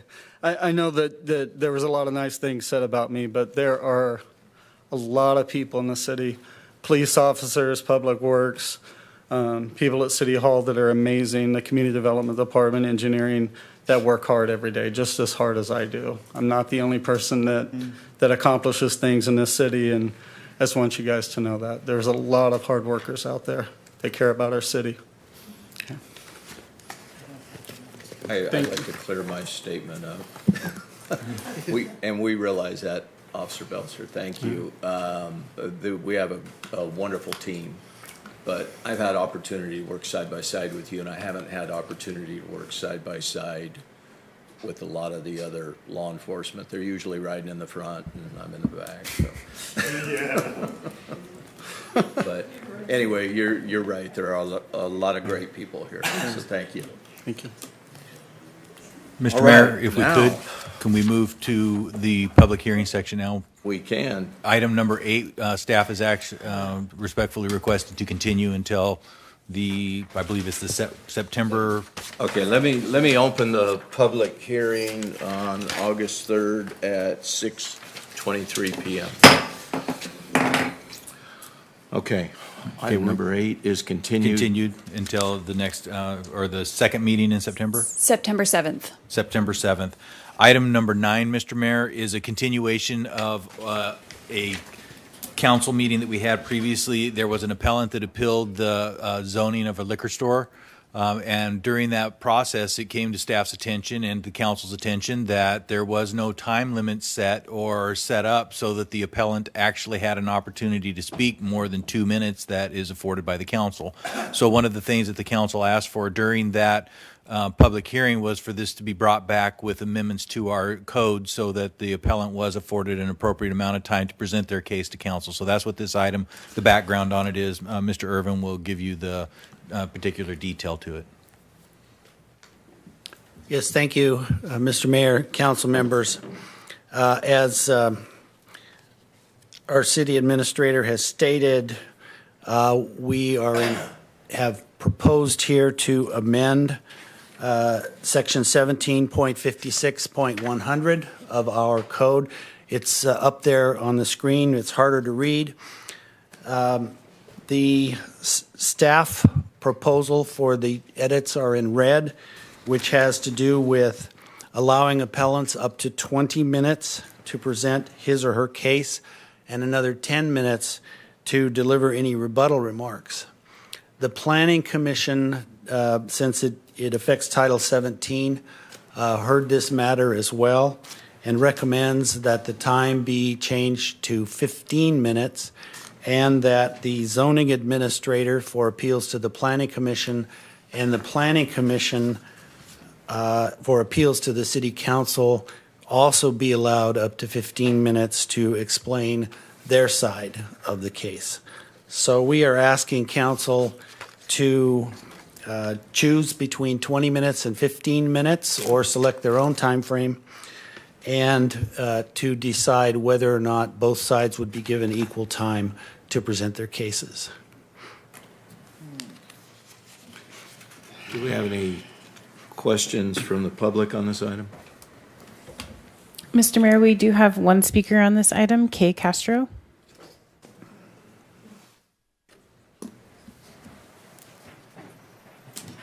Good evening.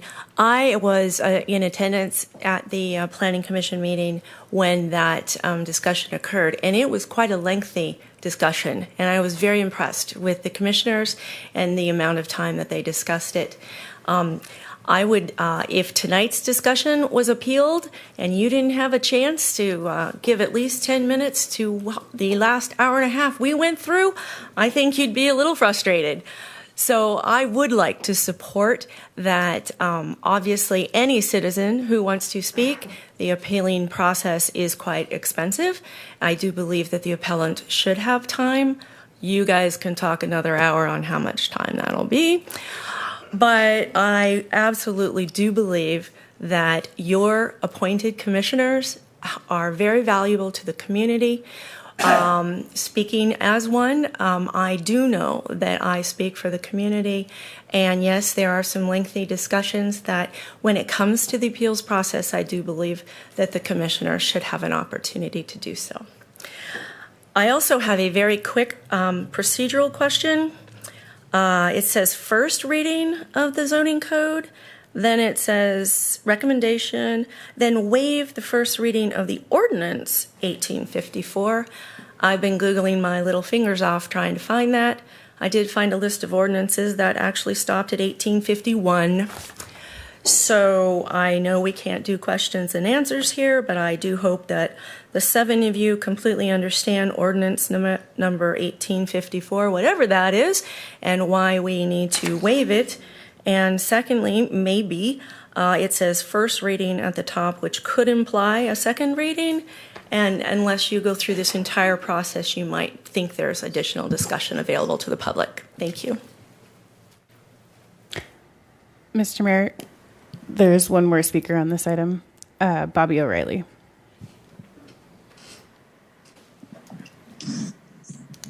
Hello, good evening once again, 7 council members of the Oroville City Council. Thank you for entertaining my dialogue this evening. I appreciate it.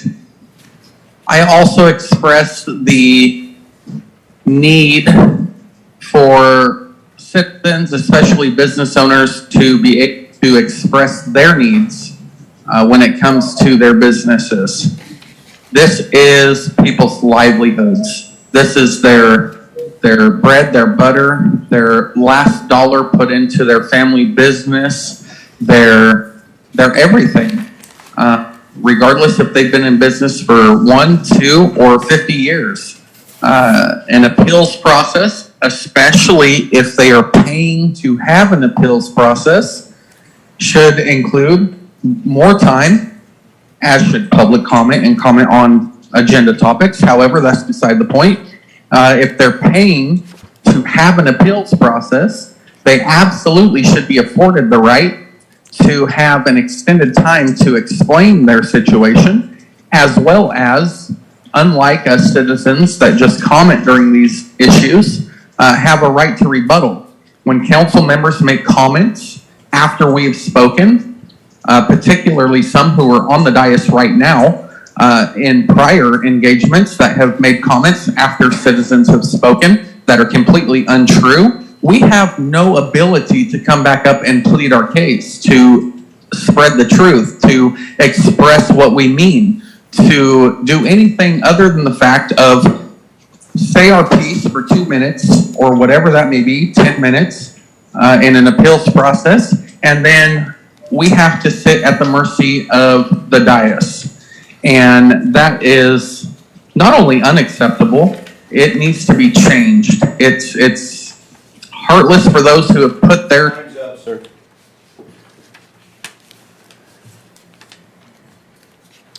Are there any other comments from the public?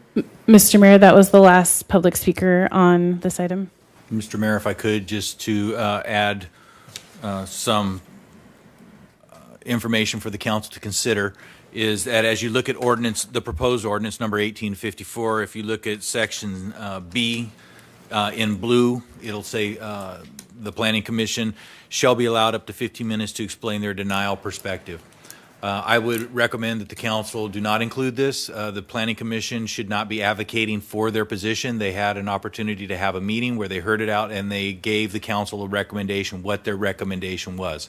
I think there was, if the council or the Planning Commission members choose to come to the meeting for the appellant, they certainly can utilize the 2 minutes that are afforded them, but to pit a Planning Commission member against the appellant is not what we're trying to do here. We're trying to obtain a reasonable recommendation from the Planning Commission body to the council so the council can make a decision. So I just worry about that. It's just something to think about. It's totally your prerogative. I just don't want to create an advocacy situation for our Planning Commission because that's not what their role is, to advocate for a position. Yeah, and I'll even go a little bit further than that. The hearing that comes before you as an appeal is a de novo hearing. It's a brand new hearing. So you're required under the law to consider all of the facts brand new all over again. And I would actually argue that the decision the Planning Commission made is technically irrelevant in the process. That doesn't mean that their opinions aren't valid and that they can't, if they want to pull a speaker card, they can do that. That's fine. But where this might really create a problem is, and I'm going back several years now, go back to the Super Walmart that was approved. Remember who appealed that? It wasn't the project proponent. It was a separate outside group. So you had 10 minutes or 20 minutes for the appellant and the same amount of time for the project proponent, because they weren't the appellant, because the Planning Commission approved that item. And then to add in another advocacy group for the Planning Commission, who again whose ruling or opinion is now being appealed, would, I think, from a technical standpoint, be improper. I'm not saying it's legally improper. I just think technically it's not a proper thing to do. Having said that, their opinion is important as members of the public. They should be allowed to voice their opinion. They should be allowed to pull a speaker card and take 2 minutes and say, here's what I was thinking and here's why I was thinking it. That should be welcomed and embraced. But I don't know that I would segregate up to 15 minutes for them to do that as outlined in blue. And so I just wanted to go a little bit further than what the city administrator said. Councilmember Smith. Yeah. How frequently does an appeal come up? One, and then two, did you do any research to see how this is handled typically in other cities, just to kind of give us a sense of customary and ordinary processes? Yes, we did do some research in other communities about appeals. At the staff level, we looked at several communities. We looked at the League of Cities. We looked at Robertson's Rules of Order. Rosenberg's Rules of Order. He was a judge in Yolo County. I should have known that. We carved our recommendation based on that at the staff level. The Planning Commission then discussed it and made their recommendations after that. I forgot the first part of your question. But just how frequently are we looking at when we think about extending time and time constraints? How often does this come up? I mean, I think I've only been here had one. I've been here 2 years, and there have been 2 appeals to the council. And prior to that, I think for the last 10 years, I can think of less than 5. I mean, over the time frame, Walmart was probably the biggest one, but it's typically not something that's regularly appealed. And it is kind of that individual's kind of last opportunity, and it is a rather expensive process. So, I mean, I think certainly it's noteworthy to allow people the opportunity to make their best case. Most of the appeals have surrounded outdoor advertising signs, and around sign ordinances typically is where you'll see these appeals come from. Scott may be able to, Mr. Huber may be able to provide more. Yeah, I don't disagree with that. I think since I've been the city attorney, I recall 4 appeals. So it doesn't come up very often. Seems like they're increasing since Wes got here. Well, that's true. The question is Wes the cause of that? Or is it? Okay, Vice Mayor Thompson. Thank you. Wes, for my own clarification, is your recommendation both red and blue, or is your recommendation red? Our original recommendation was red at 20 minutes, and the Planning Commission recommends 15 minutes. And So the Planning staff- Commission is the additional blue. Is that Yes. correct? So staff will not offer a opinion on this. There's this, a staff report and a Planning Commission report, so. So typically in the decisions, like we had these recently, but there's typically that Planning Commission report already in the packet. Yes. I will add to Councilman Smith's question, the timeframes in some of those other ordinances that we looked at range from 10 to 15 minutes usually. I don't think I saw a 20-minute in any of the samples that we looked at. So you're being very generous.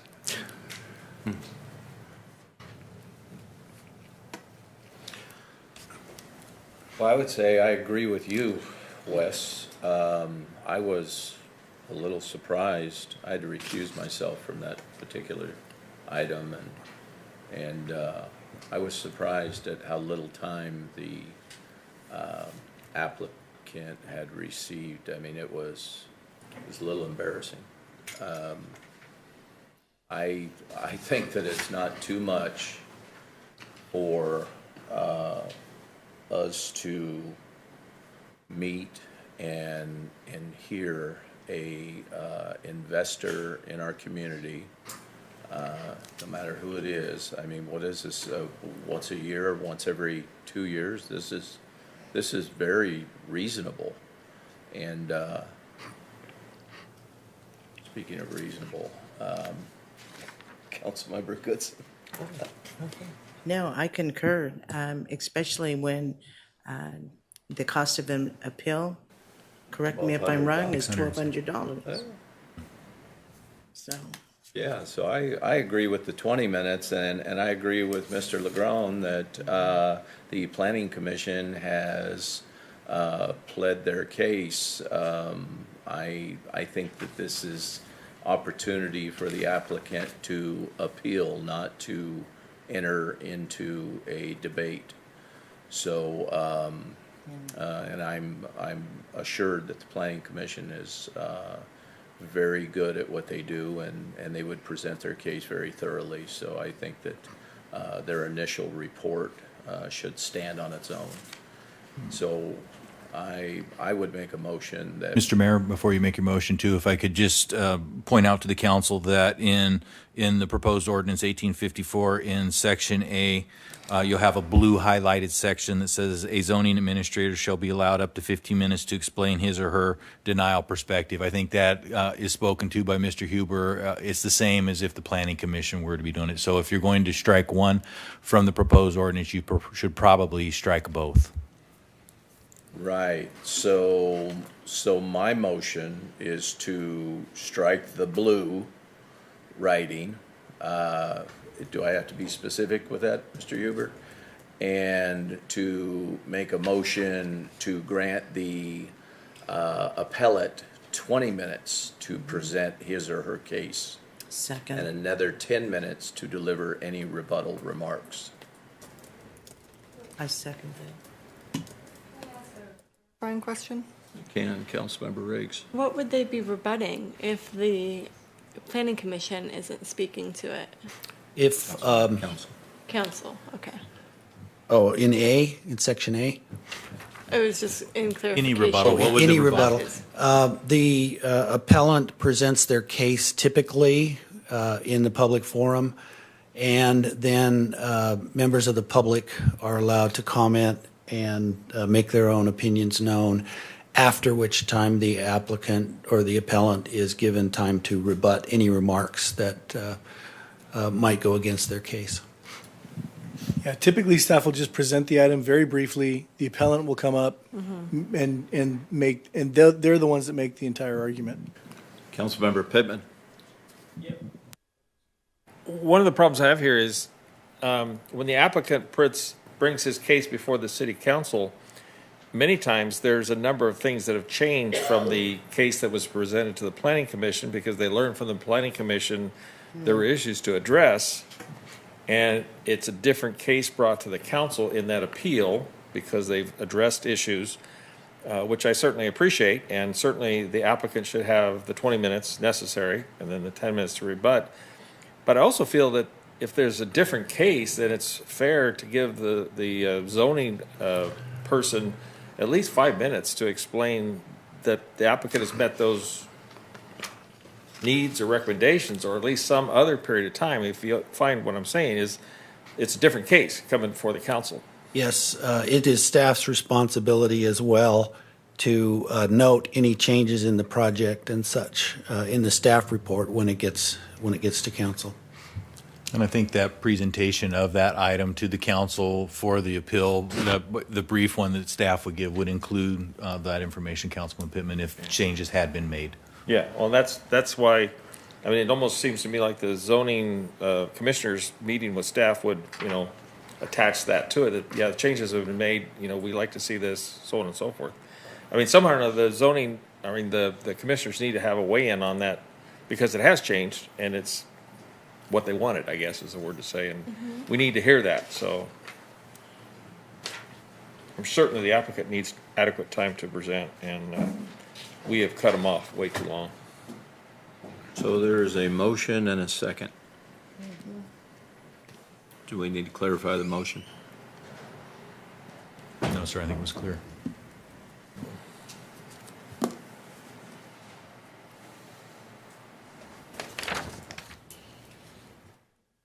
Motion carries with 6 yeses and 1 no. Okay, moving on to item number 10. Good evening, Mayor Reynolds and council members. We have the annual. Mr. Wright, before we continue on this, Mr. Mayor, we respectfully request that Councilman Hatley and Councilman Pittman recuse themselves from this item. The reason for their recusals will be that they own property in the area or close to the areas. So we have the annual assessments for the lighting and landscape maintenance districts on the agenda tonight. We have 2 council members that are recused themselves. On the call on Zoom is our consultant with Harrison Associates, Rick Clark. Don and I work very closely with him, and we come up with budgets, and he's prepared for you an annual assessment report. And basically, we are looking for council to approve the annual levy on the property tax roll for these districts. Do we have any comments from the public on this item? Mr. Mayor, I have not received any speaker cards for this item. Do we have any comments from this dais? Having none, looking for a motion to adopt resolution number 8974. I move that we adopt 8794. I'll second.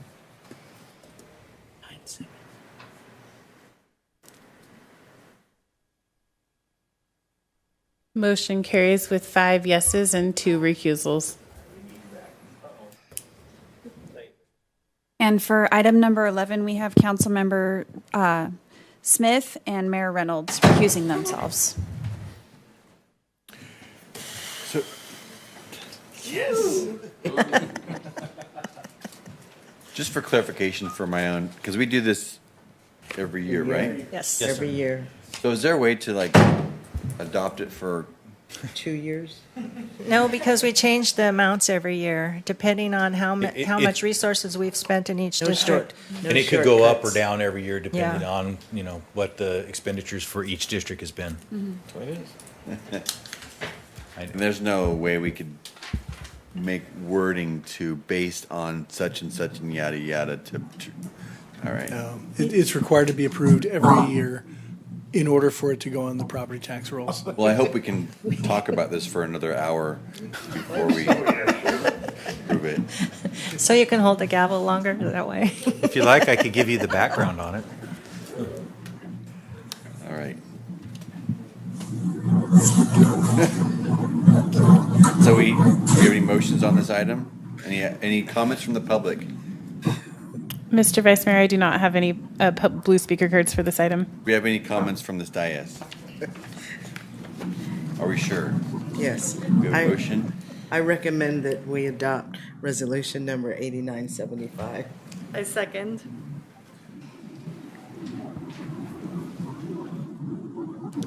Motion carries with 5 yeses and 2 recusals.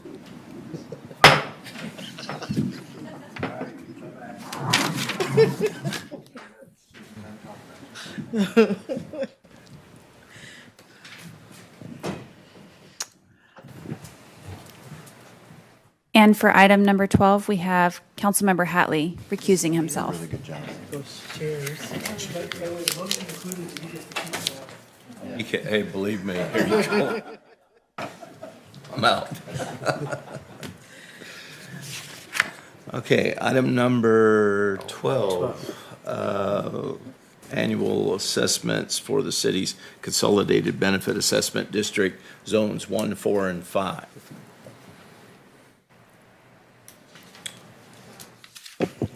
Is that you, Ruth? Yes, sure.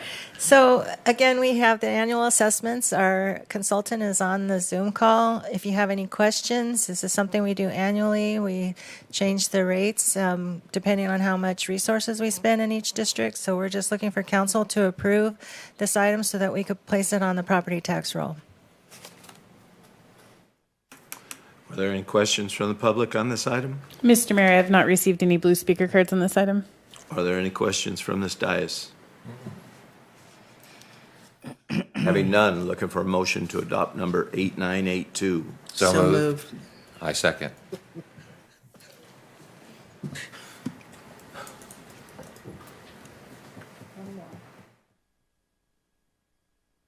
Motion carries with 6 yeses and 1 recusal. For item 13, we have Councilmember Pittman and Councilmember Smith recusing themselves. Got the floor.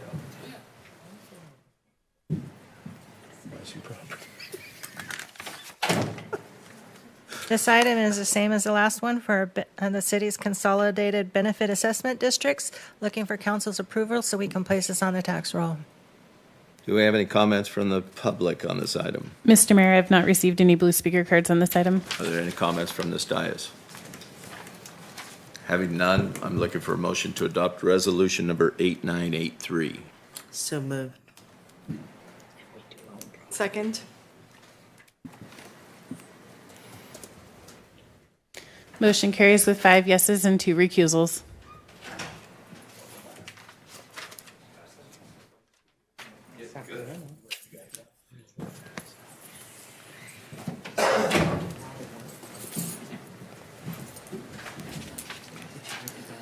Okay. Moving on to reports, discussions, correspondence, council announcements. Are there any? Having none, moving on to future agenda items. Councilmember Pittman. Thank you, sir. There's a future agenda item I'd like to place on a future agenda item that basically would look forward to an item added to the next city election with a question on the ballot for the following voters. And the question would be, do the citizens of Oroville wish City of Oroville Public Safety Services, a police and fire department, be contracted out to other agencies? With a simple no and yes. And I'd like to ask the staff to look at what that would involve and as an advisory so the voters could weigh in on that topic.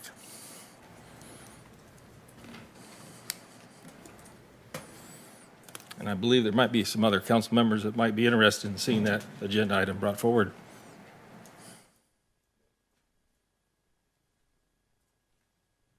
Hatley.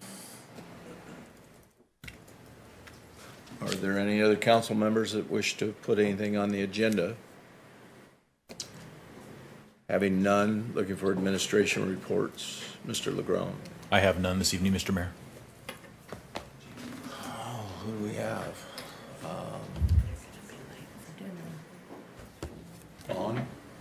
Do you have anything? I do have a report. I have, this morning, we hosted the job walk at the public safety facility, and it was well attended by many contractors. So I am encouraged that we will have several qualified bids to get that project complete in the near future. Great, thank you. Ruth? Still working on our RFPs. I have 3 RFPs out right now, just gathering data and scheduling demos and just the normal finance department things that we'll put on the next department report. Thank you. And with that, we will adjourn until August 17th, 2021 at 4 p.m. And I will close the public hearing as well.